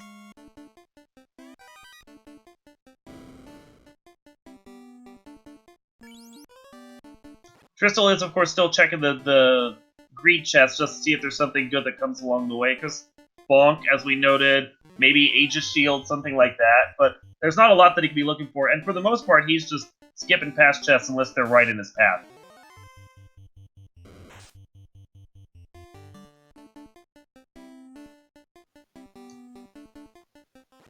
So SaintVonJester got on the board, but it looks like he's heading back into water because he wants to go check out the ladies. He is still definitely searching for items there, which, I mean, I can't blame him for it again. You gotta feel the pressure when you're up against Tristal, but this hurts. This hurts a lot. I don't really understand, and I definitely don't agree with the decision here. Unless he's forgotten that he has an item that's put himself into go mode, but he's spending a lot of time checking all these chests and going places that he didn't need to go. And it is. Yeah, he is. I don't agree. No, I don't either. I mean, I've run enough seeds and I've paid attention to enough of what the good players do, which I would loot myself in that group anytime soon. But it's one of those things where, as soon as I get the items I need for go mode, and I will still prioritize key items over just random dungeons to do that. It's a matter of I feel that pressure immediately, and it's a matter of, well, I can go check chests later. Let's just burn through this right now, get the levels we need, and then let's go see if Topher is bad, because all this over-preparation may be unnecessary if Topher just doesn't have anything to hurt you. And as Tristal's shown right here, at 120 in, he's already going for Toph. He's past the Garland spot, and he's heading down to see what this Topher has in order for him. We'll see if there's anything particularly nasty here, but Tristal's a very skilled player, and he is. This probably won't take him very long to go through. No. So, for those that are just coming in, I know Gregley was asking a couple questions about this. This is a 1-1 game. That's the tier we're at right now, with a forced red mage and a blocked black mage. We were in the air at 37 minutes. Tristal was the first up there. SaintVonJester was about 7 or so minutes behind him on that. But go mode was achieved about, I would say, 10 or so minutes later. And SaintVonJester had the edge on Tristal. He got there 5-ish minutes ahead of Tristal. Tristal found a quest chain that essentially led to the Ruby and not much else, which he did turn in for those who are fans of the Titan. But essentially, after that point, it's just been SaintVonJester checking chests, while Tristal has put the pedal to the metal and has just just gone at that point. So, SaintVonJester is seeing if he can't find anything of value here in the mermaids. He's desperately digging.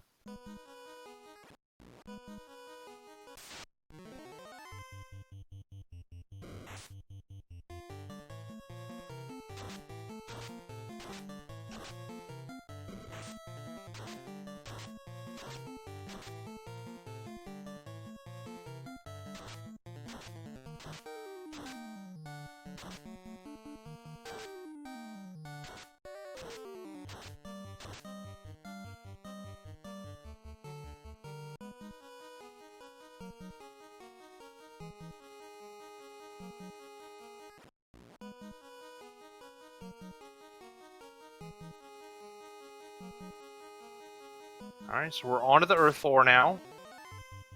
See if we can't find something better in this race than the Garmadusa from the last.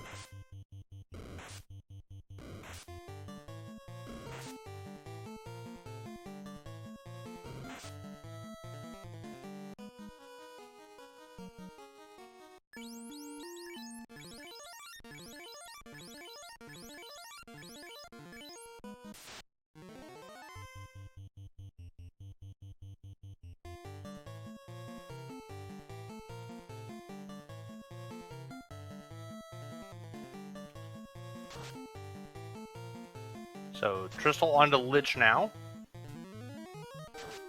Which is generally not more than a speed bump. Throwing out the Masmune, throwing out Fade, and down he goes.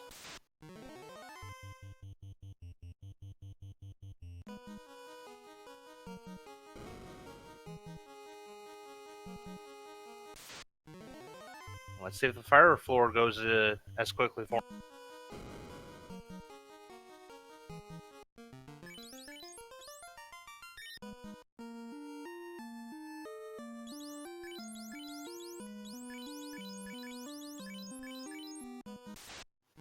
Shuffling around that ribbon, gonna protect that fighter a little bit more. And we're going pure offense on Carrie. Ooh, Carrie has Death Touch.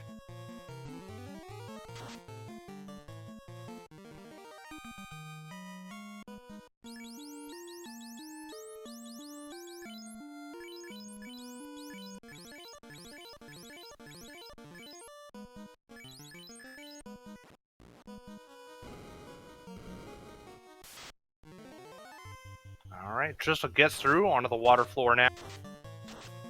Toxic comes out of the Sea Snakes, misses everybody. Meanwhile, SVJ working his way up Mirage Tower.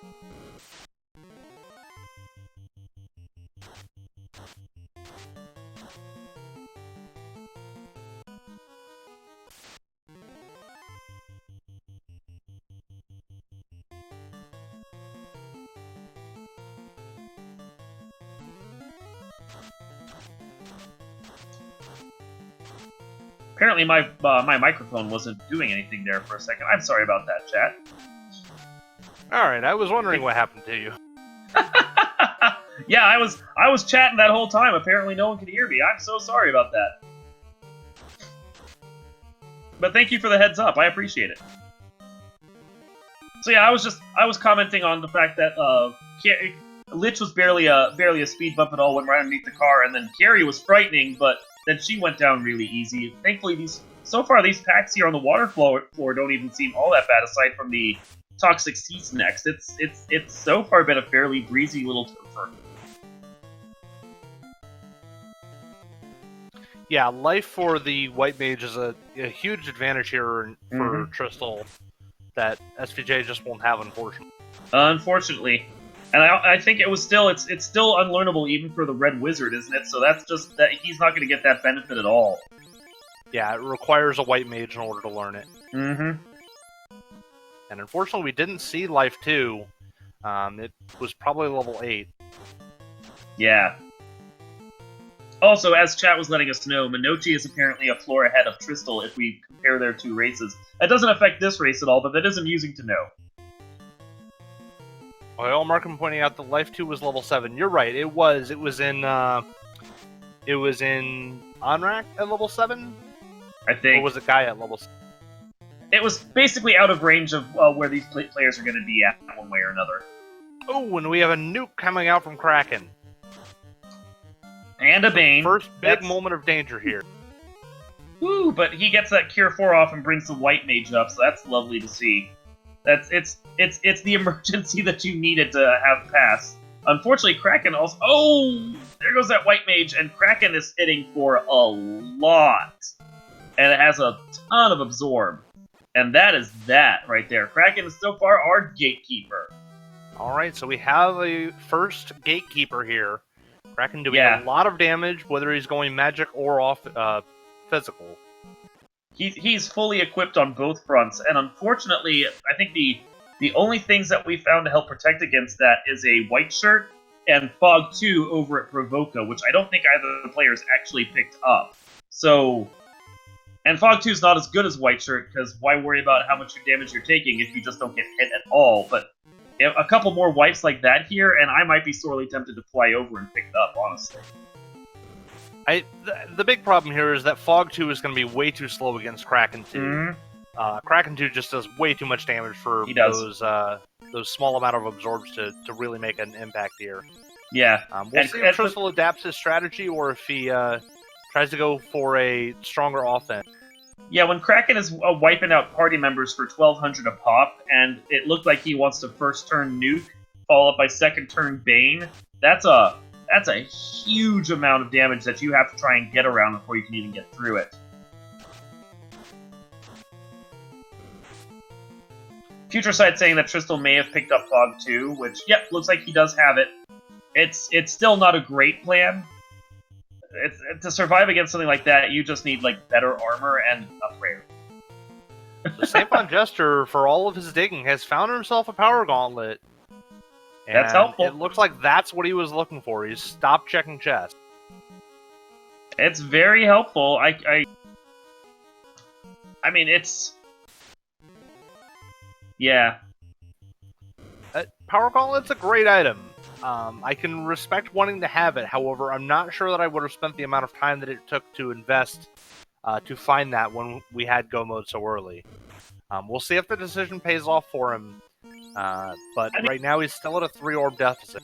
It's not the kind of item that's really going to help you against that Kraken. It's not a defense sword, which SaintVonJester doesn't even know how bad that Kraken's going to be.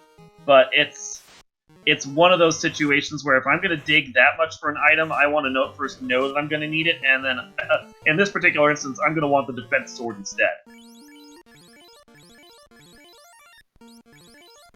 Alright, so SVJ finally going into Go Mode, skipping all the chests, saving the greed. Which, it's good that he's finally doing this, but... Ouch. That's a time loss right there for him. Alright, Tristal's made his way back up to the Earth floor and back onto Lich 2.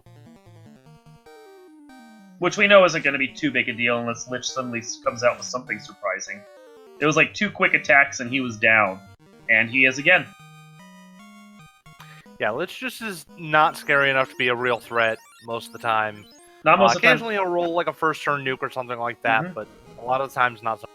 We did see, I think, first week of this tourney, we did see a Lich that was a actual doorkeeper for once. He had a decent amount of health, and he had, as you noted, like a nuke on him. And it stopped the players for a few moments, but part of the thing is, like, having a doorkeeper Lich means that he appears early enough that he doesn't even cause you that much of a trouble with your dives, because you can get back to him pretty quick. And then we know this carry has Death Touch, but she also didn't have a whole hell of a lot of health, so... And on the left side of our screen, we did have a Warmech encounter. SVA found Warmech, swung in 4 hits for 19 damage, no damage, and then ran. Yeah. When Warmech is absorbent like that, you're just like, no. I've got better things to waste my time on at this point. Carry's down again over on Tristal's side.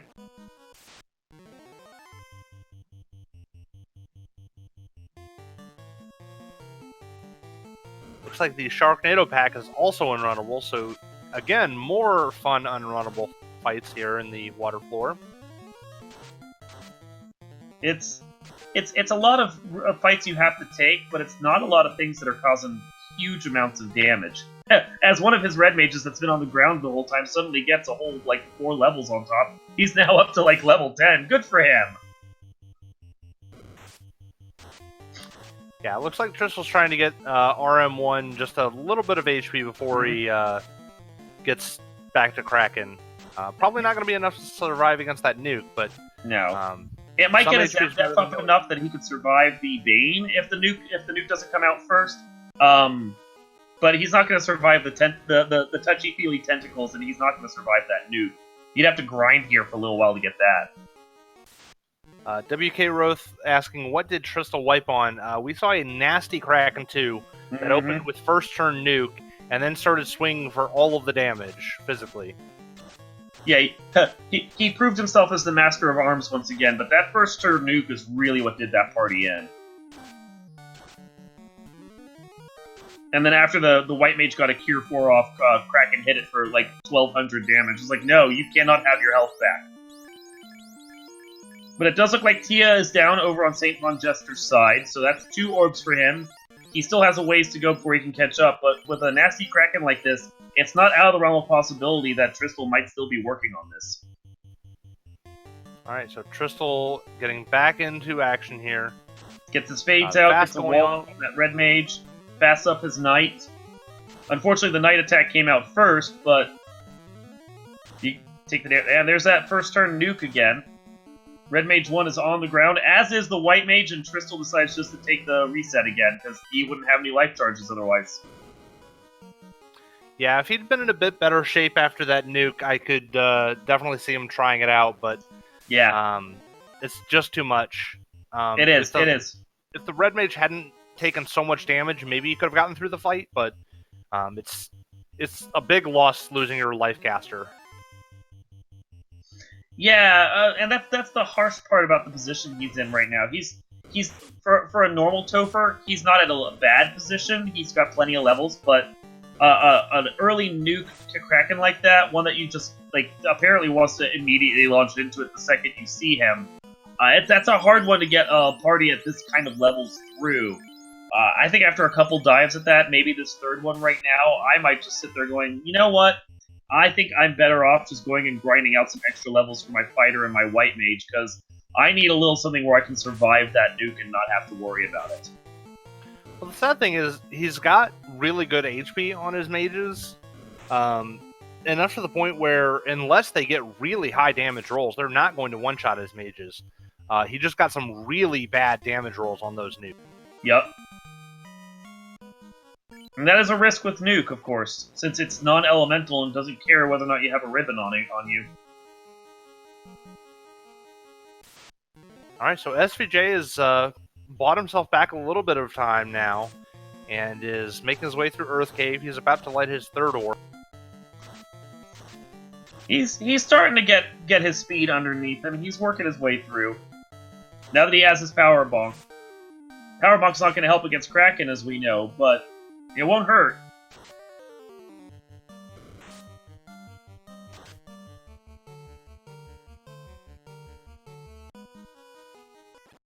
Yeah, I'll be curious to see how Tristal adapts his play here, or if he just tries to go for a better RNG. I could see either. Looks like he's trying to get some more HP for his other Red Mage, bring him back up a little bit earlier this. It's not a bad plan. And for those of you trying to keep up with the Speed Gaming 6 match as well with Minochi has finished out. He has won the game. Solaris Drix is still digging through Topher, trying to get past the gatekeepers he's found so he can finish out his game as well. GG to both of them. Alright, so Tristal taking a lot of fights on his way down, trying to get all the extra levels that he can. Looks like he doesn't want to go grind, but he does want extra level. Yeah, it's the Tristal play to take the fights at this point that you can to try and get your character up to the point where once Kraken comes through, they can survive and get the extra levels for the other players so they have the beat they need. I mean, Tristal might try and do just this play again a couple more times, unfortunately losing his Red Mage right before Lich right there. I can see Tristal doing this exact play a couple more times, because he spent a lot of time on last week's Gormadusa of Death battle, just digging through and digging through and digging through. I don't think he's going to go do a full power grind anytime soon yet. Well, I do want to point out one big difference between that match and this one. On the Gormadusas, he did eventually start routing out the Gormadusa packs that he was fighting. He was counting encounters, manipulating them out. You can't do that with Kraken 2. Kraken 2 is going to be there. You're going to have to fight him. And more than likely come out with the first turn nuke every time. That seems to be his script right now.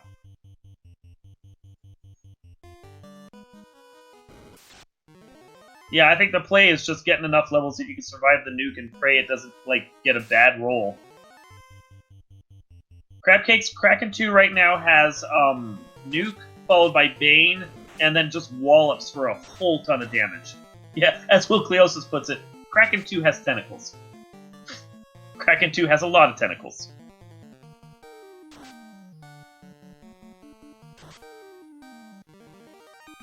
Alright, so we're working our way through here again. Crystal's almost back to Carry 2. And we know Carry 2 had Death Touch. We haven't seen anything else that was nasty on Carry. Ale in our Discord channel that we're running right now, so we can keep up with behind the scenes notes, is pointing out that Kraken 2 honestly doesn't look that scary. His Nuke and his Bane are early, and it looks like he's running on a Lich 2 script right now, so obviously he's going to try and bring out that Nuke early. But if Tristal could just get a little bit of bonking off with his fast or whatever he has, he might be able to make it past Kraken's defense. It's just having just that amount of energy that you can get through it. His numbers aren't too high. It's just luck is going to be on Tristal's side one way or the other here. Alright, so SVJ has made his way through Earth Cave, gets his third orb. So he's making up that time. He is. Tristal, with his wipes, has given him a lot of ground back. So he's prepping up. He's going to go into Volcano shortly. And that's the thing that to bear in mind is that we're talking about the fact that SaintVonJester is going to have to see this exact same Kraken, but he may get low nuke rolls and he may not have to see anything else, and with the power bonk that he has and a little bit of luck, he could get through it while Tristal's still struggling against it. That's the thing about Topher when we say it's the great equalizer. It's moments like this, as that white mage goes down again and Tristal has to reset, that hurts. Well, the other big difference here is if Kraken only does physical attacks, especially if he's only doing it to the red mages, Tristal could get through just by virtue of being able to actually do damage. A couple fade casts and a couple immediately. Blasts, yeah. Tristal reset immediately here after losing the white wizard. But I think if I was in his position, I would have gone for that. You still had both red mages alive. You could have done, nukes and fades and swung your Mazimune. If you lose the white mage, sure, it's very annoying, but the white mage is probably the least battle-intensive character in this party. It was probably just the concern of what does Tiamat have that I don't know about yet, and what does Chaos have. I mean, I think I'm probably with you. If I could have gotten through Kraken, at least play out the next round or two of battle and just see, because you never know, you might at least be able to get station on Tiamat, if nothing else. Phantom swinging in for a ton of damage, showing why Phantoms are very scary. Yeah, they're nothing to be trifled with. The vanilla Phantoms, they hit like trucks no matter what, and the seed flags we have here, they can still roll very high.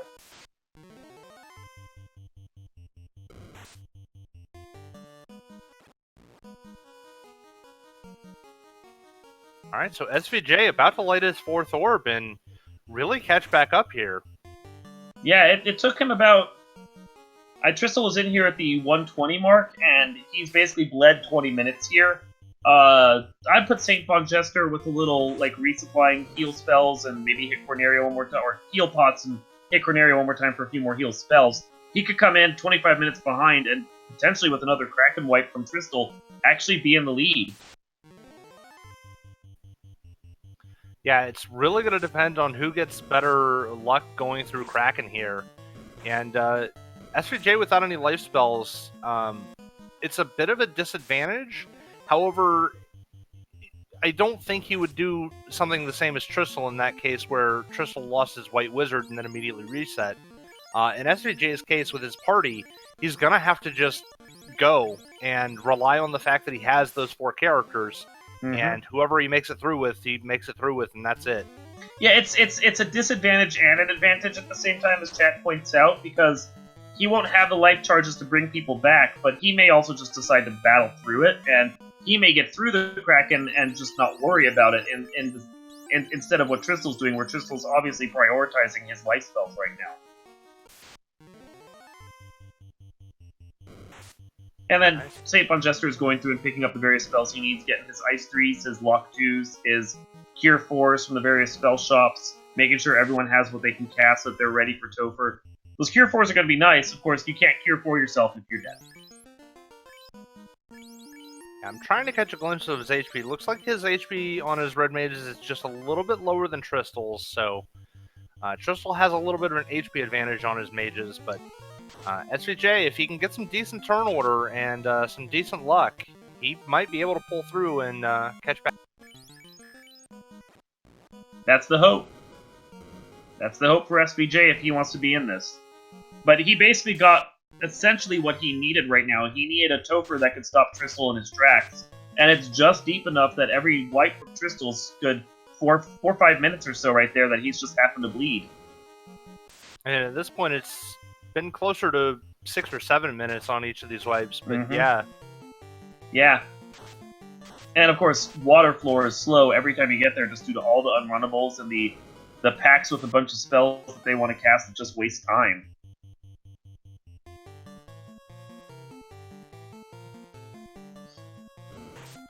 So SVJ being very thorough in his preparation, buying gold bracelets for all of his characters, and equipping them as best as he. As Lyra points out from a previous match we had, those slow water cyclones right there are what we like to call the Nyclones because they waste a lot of your time, and in one of the previous matches they were dyed green as well, so it was very amusing. But they just like to drag down the party and waste every second they can. So Tristal about to crack into again. SGJ, meanwhile, is entering into Topher. The 1 hour 44 minute mark. So he's about what I said. He's a little under 25 minutes behind, but he's right now. He's only what, like 8 floors down. Yeah, it's interesting that Tristal, after seeing Kraken's high absorb, is still trying to prioritize going with fast strats. I think I might try and go with Nuke here. Just try and blaze him down. But he loses his white mage and he takes the reset, and he is now actually, I think, a floor or 2 behind SaintVonJester. It's not much, because Tristal's going to burn through these floors pretty quick, but that, considering the fact that he was 25 minutes ahead at one point, for him to be 2 floors back, that's a lot. And look at that sword loadout from SaintVonJester. He has the Mazmune, the Excal, the Vorpal, and the Katana all equipped. So every single one of the best swords in the game. And not to spoil things too much, but we know that Kraken has like not a ton of health. With a good sword loadout like that, there's a possibility that SaintVonJester actually could get past him in a round or so. It's just what does Kraken come out with, and how much health does he how many of his characters does he lose on that nuke when it finally appears?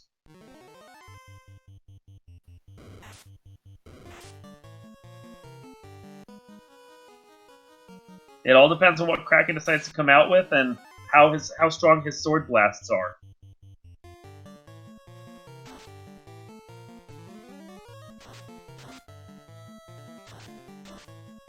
Alright, so Tristal taking some more Chimera and Chimera fights, trying to get some extra EXP on his way. SVJ, meanwhile, blazing through.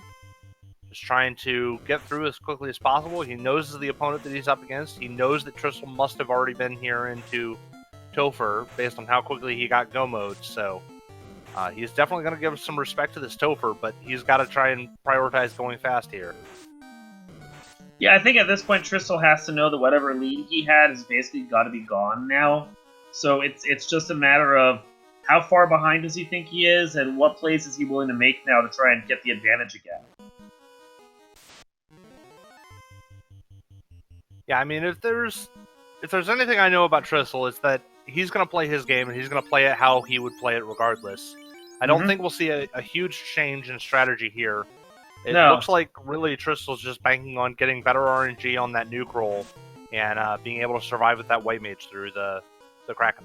Yeah, despite the number of wipes he's taken, I don't feel like Tristal's on tilt at all. I mean, he's just overtaken SaintVonJester again. He's playing his strong game, and I think the second he gets past the Kraken, that's pretty much going to be all she wrote for this one, because that's the only thing stopping him from getting through. Looking at the health that SaintVonJester has on his characters, that ninja is more than likely not going to survive first round Kraken no matter what, and it's iffy whether or not the red mages are either.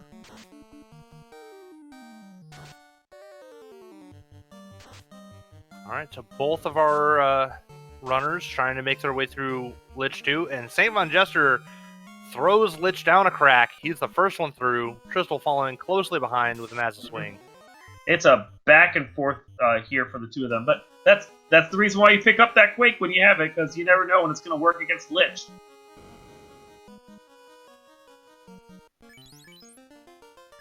Alright, so Tristal and SVJ both steps away from carry.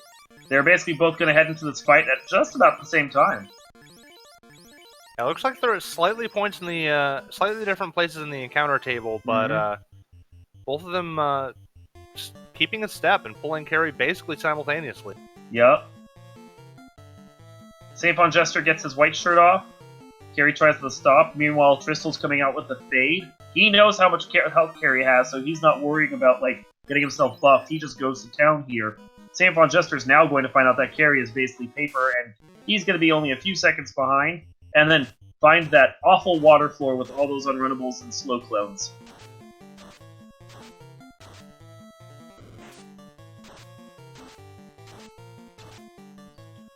Yeah, 158 pointing out in chat. I think Tristal just has to accept it. If White Mage falls, you just try and get through the fight. Yeah. I definitely agree with that. I'm on board with that plan, 100%. I honestly would have tried it the last time or two that he did this dive.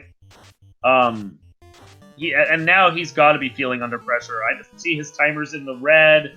He's at 150. He likes to finish these seeds up about 20 minutes ago. So it might be finally time for him, even in his own head, just ditch that White Mage if they die and move on with the game. Alright, so Tristal making quick time through the water floor, and is just about to pull Kraken once more. We'll see if he gets better RNG this time. Gets the fade off, looks like he's casting some buffs. There goes the Red Mage, and it wasn't the Red Mage you wanted to see die. It's okay, though. It's not the Red Mage that's doing damage this round, so that might actually be better for Tristal. And the White Mage isn't down yet, so he's got to be close here. Very unfortunate fade roll from the White Mage. Oof. Good fade roll from the Red Mage, though. And that's that. Kraken is down. Woo! Alright, so Tristal finally got what he wanted. He got his way through Kraken 2 with the White Mage alive. Yep. Kraken had just around about 1,000 or so health, and he was able to get through and get the day done and move his party back around and keep on trucking. So now it's a question of what does Tiamat have? Because there's still plenty of nukes and nuclears in the pool. And since we didn't see much from Warmech after plinking against his gentle armor once and running away.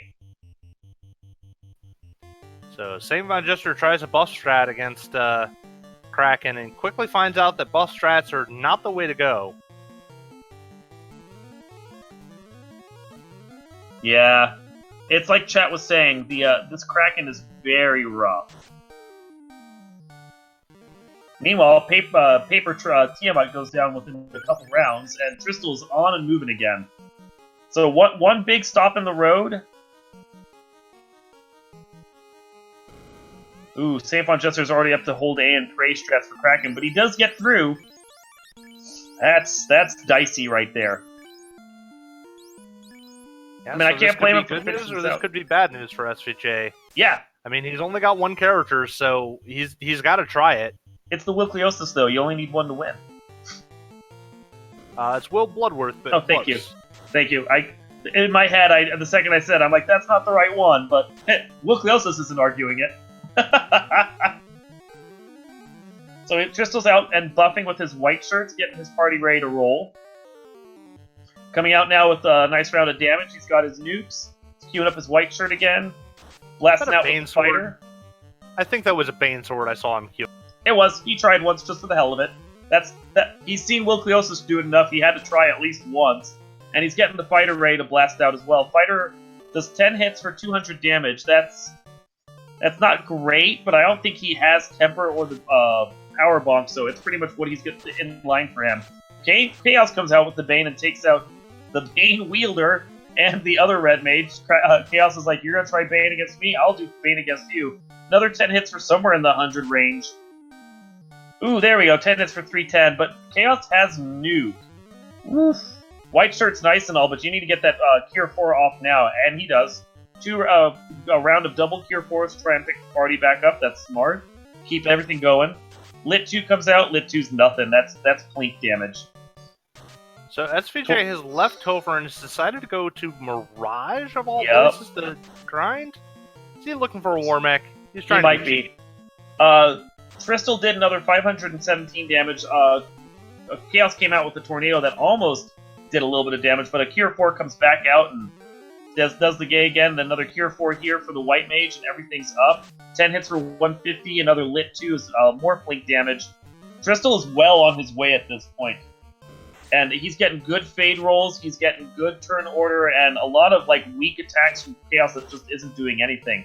Cure 3 is not going to affect the people with the ribbons. 10 hits for 293, and that's it. Chaos is down. So Tristal.Duns, first place, hour 53 minutes and 21 seconds. GG's to Tristal.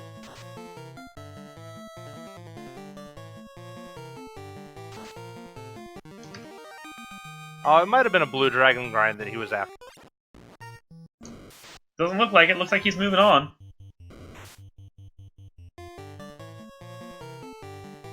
See, if he was going to grind anything that was in a different dungeon, I would have said Eyes. Otherwise, I would just go down to the Earth floor and grind Gurmaduces. Gurmaduces are good. They're great experience, and we saw that they're basically popcorn at this point because they don't have anything too scary.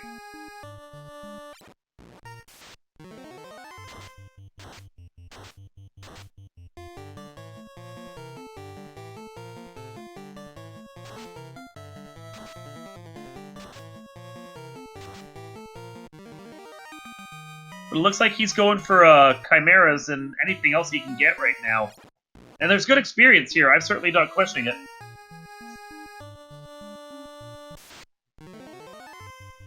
Yeah, SVJ is definitely looking for a war mech. He may just want to do this and... I mean... Oh, it looks like we've got Tristal coming in right now. Hey, There Tristal, he is, you the there? man himself. Yes, I am. GG's to you. Nice work there. Thanks. Hopefully I made it interesting for everybody. So, you had yourself built up a nice little lead. SaintVonJester actually hit Go mode before you, but decided to check a lot more chests than you did after being in Go mode. And you had about a 3-orb lead going into Topher. And it finally got to the point where SVJ was in Topher, and you guys were step and step on that last dive, right up until he wiped on Kraken too. Oh, wow, yeah. Kraken Honda was out for blood today. He seemed to want to go after your White Mage over and over again there. Just a little bit. There may have been some loud noises every time that happened on my side. It's still, in comparison to last week, that was not a terrible Topher. I suppose that's true. So, thoughts on the seed? What did you like? What didn't you like? It was a lot longer than the last one I did, even with TOFR and taking into account, really. I was happy that Ice Cave wasn't too terrible. The Wraiths had fairly low HP, and I had a Mage Staff, so I felt like going into Ice super early was okay enough. Luckily, that one worked out for me pretty well. Yeah, it seemed like a good one. It seemed like you were making all the right plays from the very beginning. Your routing was really tight. When that key fell into your lap from the early key items, you were just being very thorough. I mean, honestly, more thorough than we normally expect from you, to be frank. No, all your routing really worked out well. Yeah, there were a couple spots I would have liked to have done a little cleaner. I wasn't sure if I wanted to explore which town Lefane ended up being first or do Onrak and Waterfall, and my goal was to try... I knew Provoca was going to be one of them, and if so, I'd probably have access to Warp or Exit. Unfortunately, that ended up not being the case, so on balance, it sort of didn't end up mattering. But if it had, I think it would have been a little bit better to do Lefane before I tried the Northwest Continent. I can see that. Yeah, really about the only thing that really seemed to catch you up at all was the key item quest that ended in the Ruby.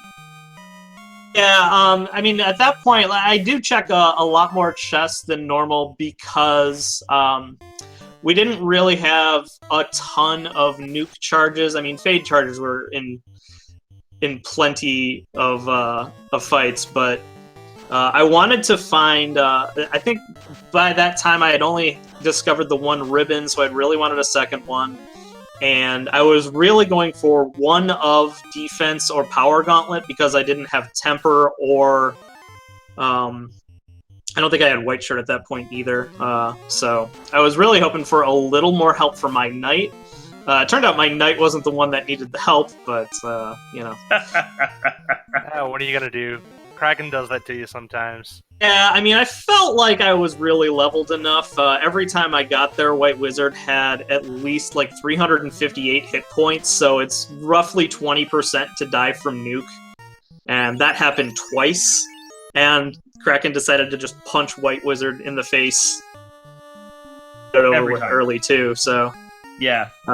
Yeah, I mean, I feel like that was a lot of low rolls. I don't know if my preparation was really that bad for it. I might take it into consideration and try to get White Mage a little closer to 400 hit points, but I think that's at least 2 levels above where I was, so that's some time I don't necessarily want to spend if I can avoid it. I'd rather just, you know, try and punch through and hope I don't get 20% it every time. Well, it was really just the one nuke that wiped the White Mage that stopped you the one time. Otherwise, it was 1,200 damage hits against your White Mage from Kraken, and there's not a whole lot you can do about that. Right, yeah. Especially when it's in 11 times. Invis 2 is not going to cover that out. No. You even get a couple charges on there, he's still going to hit you for 4, and that's still going to be enough for that White Mage to go down. Exactly. No Opal Bracelet, that could have potentially helped. I don't think it would have stopped Kraken Honda from doing his thing, but maybe just hope overall, perhaps. Yeah, and we still didn't see a defense sword or anything. SaintVonJester did find a power gauntlet, I think in the spider room of Sky Castle, but that was about the only other thing that we saw that you didn't have. Yeah, I mean, that room just takes forever to clear, so I definitely wanted to avoid doing that if at all possible. Mm-hmm. So, Tristal, I think the one big question that I had for you, you did Waterfall, you found the ribbon there, and then you dipped out. What made you decide not to do Sea Shrine while you were in the area, since you knew it was on rack? Was it the spells in your spellbook? Did I have Oxiel at that point? Yeah, Oxiel came from the beginning of the game. It was from the Prince from the Herb. Yeah, well, bad decision making. That's why I chose not to do it. Yeah, had Okay, I realized I was able to do that, I probably just would have done it right away.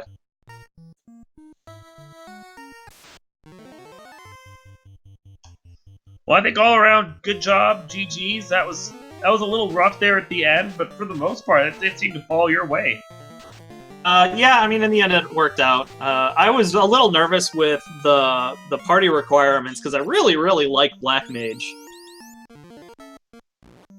And not having access to it means you aren't guaranteed Fast, Temper, or Warp, which are really the 3 most important spells.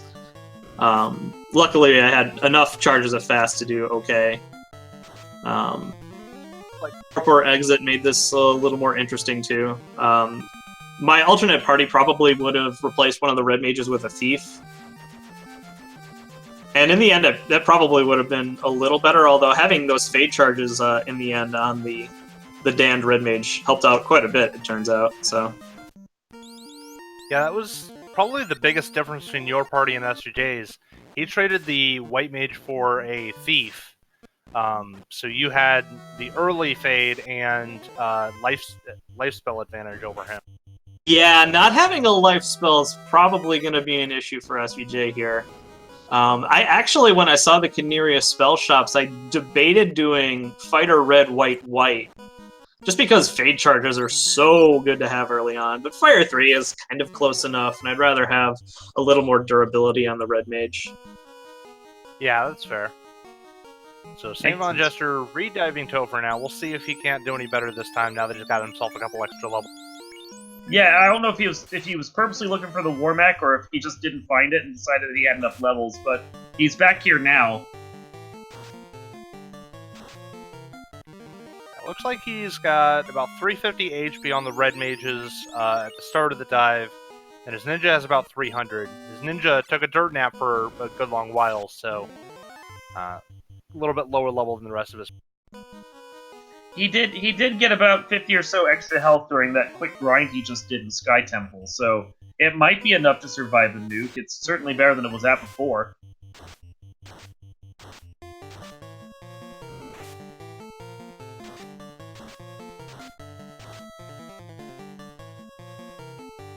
So since SVJ's timer did stop, he's at 2 hours and 3 minutes and 32 seconds right now. So yeah, a little bit slower, but he's making his way in now. We'll see if he can't do it on this time. Here's hoping for him. I'm not certain when his timer went down. I noticed he didn't have one running for a while there, so. It was like a minute into the seed. He bumped his pause button. Okay, that makes sense.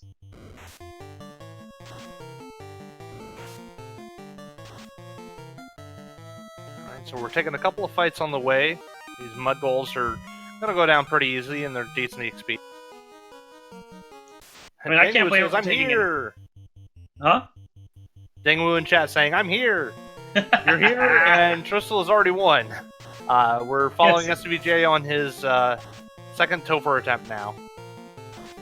Tristal's already finished his seed. It's about what you expect. Yeah, although, I mean, it's not worth, it's not without pointing out that like a third of this seed was spent in Topher for Tristal. So yeah, mathematically you're about right. It was a long seed just because of that Kraken stopper. Yeah, Dengwu, it wasn't Gurmidus's this time around. It was Kraken 2, opening up with first turn nuke and tentacle punches that did a lot of damage. Most of the time, 1200 or so. It was brutal. The kind of punches that an Invis turn is just not going to stop. I also did get fairly lucky with Carry too, as well, hitting the people that I actually wanted, instead of Kraken, who just doesn't take directions from anybody. Kraken does not listen to instructions. He does what he wants, and you have to deal with it. He can smell the life spell on the caster, and he's like, that one looks delicious. So SaintVonJester going full Quake strats. Gene on the first cast gets Quake, and Lich 2 is disrespected.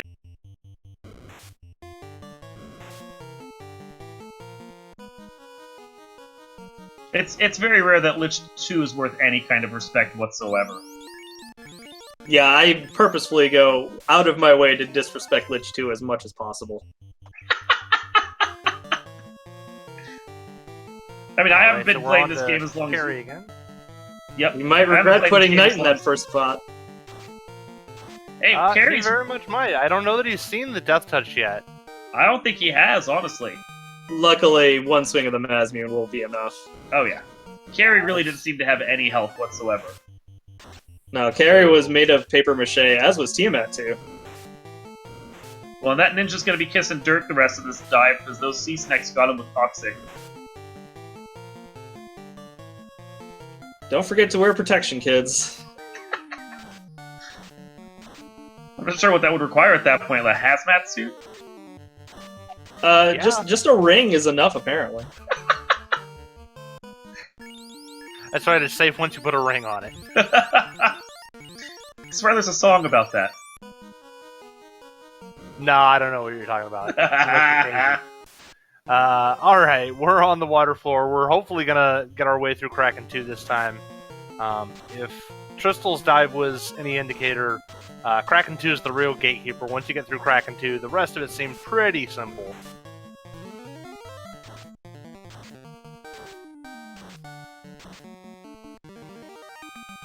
Yeah, I'm kind of wondering what SaintVonJester is going to do after this dive. Obviously, we're going to stick with him as long as he wants to go at it, but it's a question of does he try again after this, knowing that Tristal's already finished, or what's he going to do here? If Kraken gets him, obviously. Obviously, we're praying that he makes it past Kraken here. I think you're just trying to reverse commentator's curse, so I'm sure he appreciates it.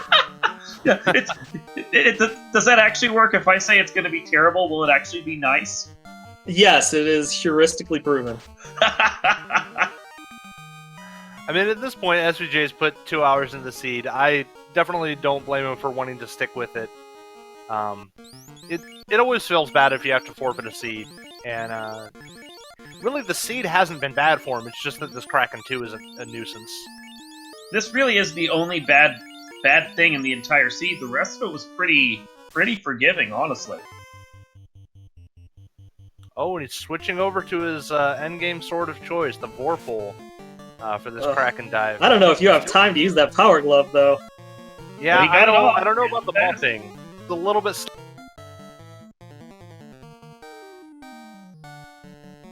He's got to hope that Cure Force come out before... Oof. 6 hits for 300. The white shirt's going off. That's 2 evade stacks now. Oh, there's that nuke that only takes out one of the red mages. Yep, so we're down to just a red mage and a knight, and he's going full offense, ignoring the low HP of his party members and going with fade strats. Knight survives a hit from Kraken. Oof. Cure 4 comes out, that saves that knight again. He's got to be close. He's definitely got to be there close. It is. Kraken cannot have much HP left. Serves himself up a nice way to Calamari. Now. Yep. I definitely would say Vorpal is the correct move there, knowing that Kraken has fairly reasonable defense.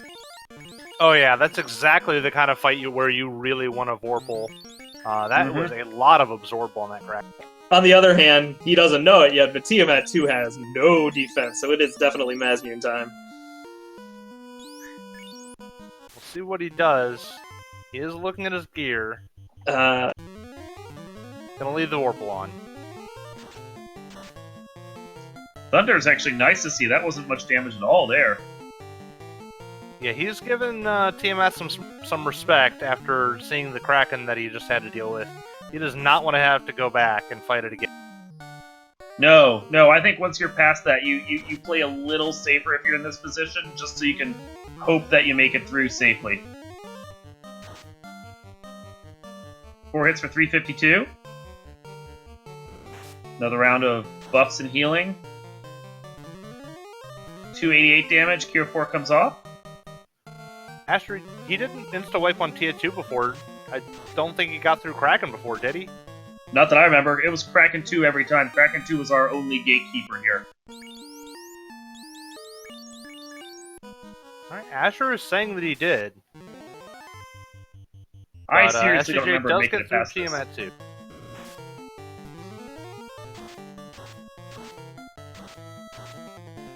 Okay, we're getting correction in chat. Apparently he did actually get through Kraken 2, and it was a wipe on Tiamat 2. Well, that would certainly be understandable then why he was giving Tiamat so much respect.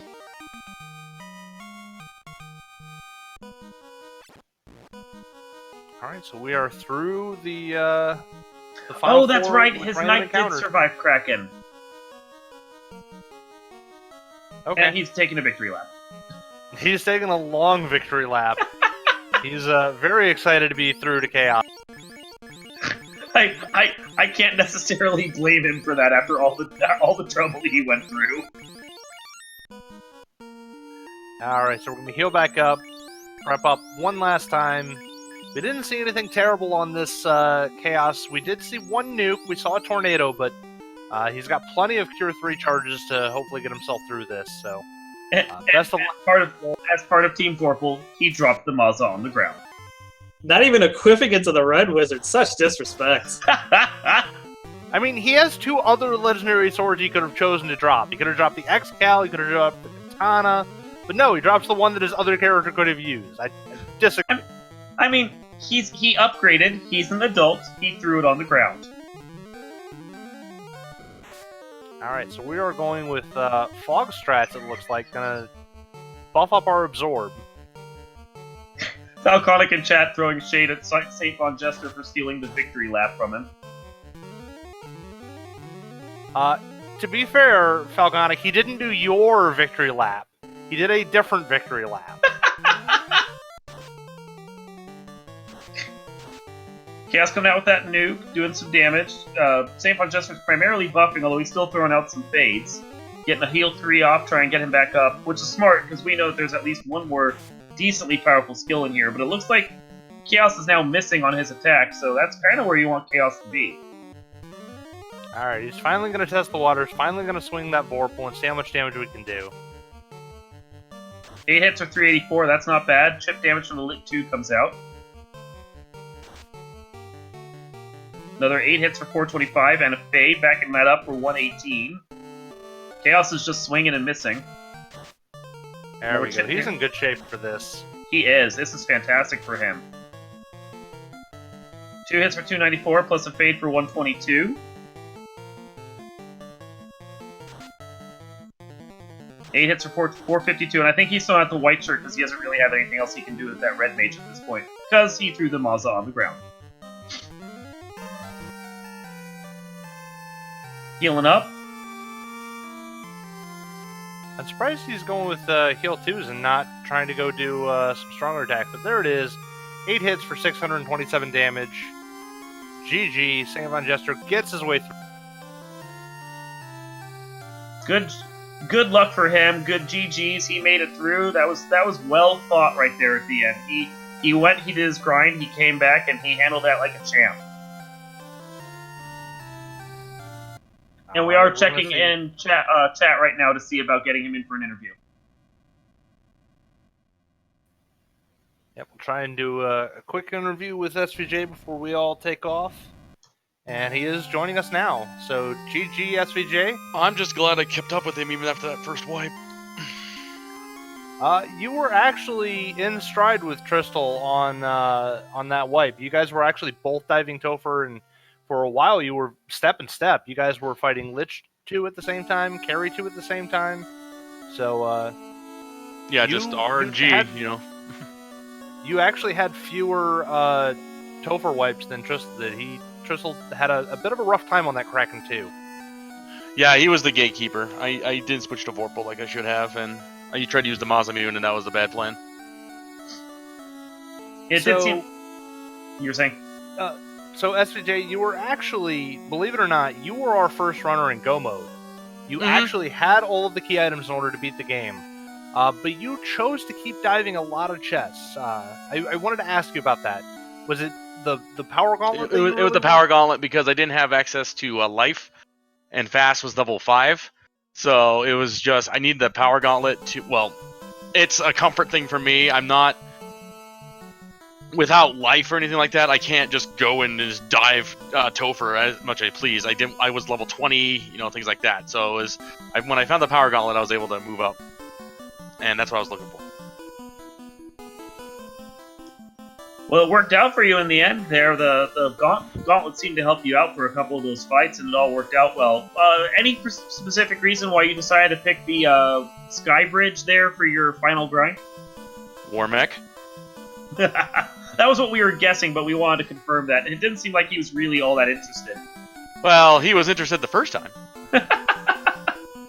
Yeah, but you didn't fight him. I hit him for 17 damage. Oh no, I definitely don't blame you for running away when you saw that. I hit him for 17 damage, he laughed at me, scratched off his paint, got mad, and was going to nuke me, so I ran away. I didn't want to splatter. I didn't want to splatter the Bridge of Destiny with that many genes. Well, GG, both of you. This was a great race. It was. SVJ, you had a really strong opponent. Yeah, Crystal's an absolute beast. I told him I'd give him my best, and I'm happy that, you know, I was able to keep stride with him that long until Tahamid had his way with Gene. So. Yeah, it worked out well, and I think there's nothing that you should be sad about. This was a great race. No, I'm happy with that race. I really am. You know, yeah, I'm sad I lost, but I kept stride, and you know, GG Tristal, and it was like I said, I told him I was going to give him my best, and that's what I did. You did. I was walking through Topher, I'm like, how is he not finished yet? How is he not finished yet? Nuke, nuke, nuke. Oh, that's why. All right. Well, final thoughts from our runners tonight, SVJ.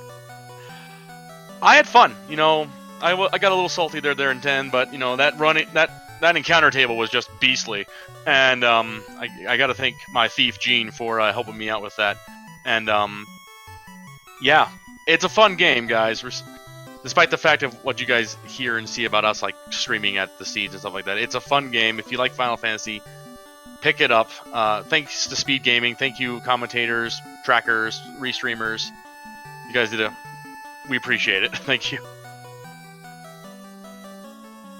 All right, Tristal, do you have any final thoughts for us? Yeah, GG, well played, SaintVonJester. Thank you for the excellent race. I'm just bless RNG for some easier TOFRs in the future. Yeah, I agree. Has to happen sooner or later, right? One would hope. Do want to answer Homer Cleese's question in chat. Are there any more matches tonight? Not tonight. This is our last match of the night.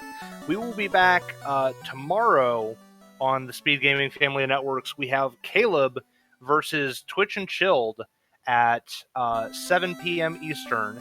And then, again, at 9 o'clock, we've got Tyrannex versus Lord Fizzlebeef. And then we have, at 9:30, Melee Wizard versus Alliger Brat. So there will be more Final Fantasy Randomizer action for you tomorrow night. I want to give a big thanks to Speed Gaming for hosting us on so many of these races. And I am ShadowWalker227. I've had a great night. Thank you again to El Markin, our tracker, and our restreamer, Kirito. And Darkmoon, why don't you take us home? It's been a great match. It's been fun to be here. Always a good time. I want to thank everyone for being here. Thank our chat for hanging out with us, providing all the commentary that we missed. Thank you to Speed Gaming, and we will see you again next time.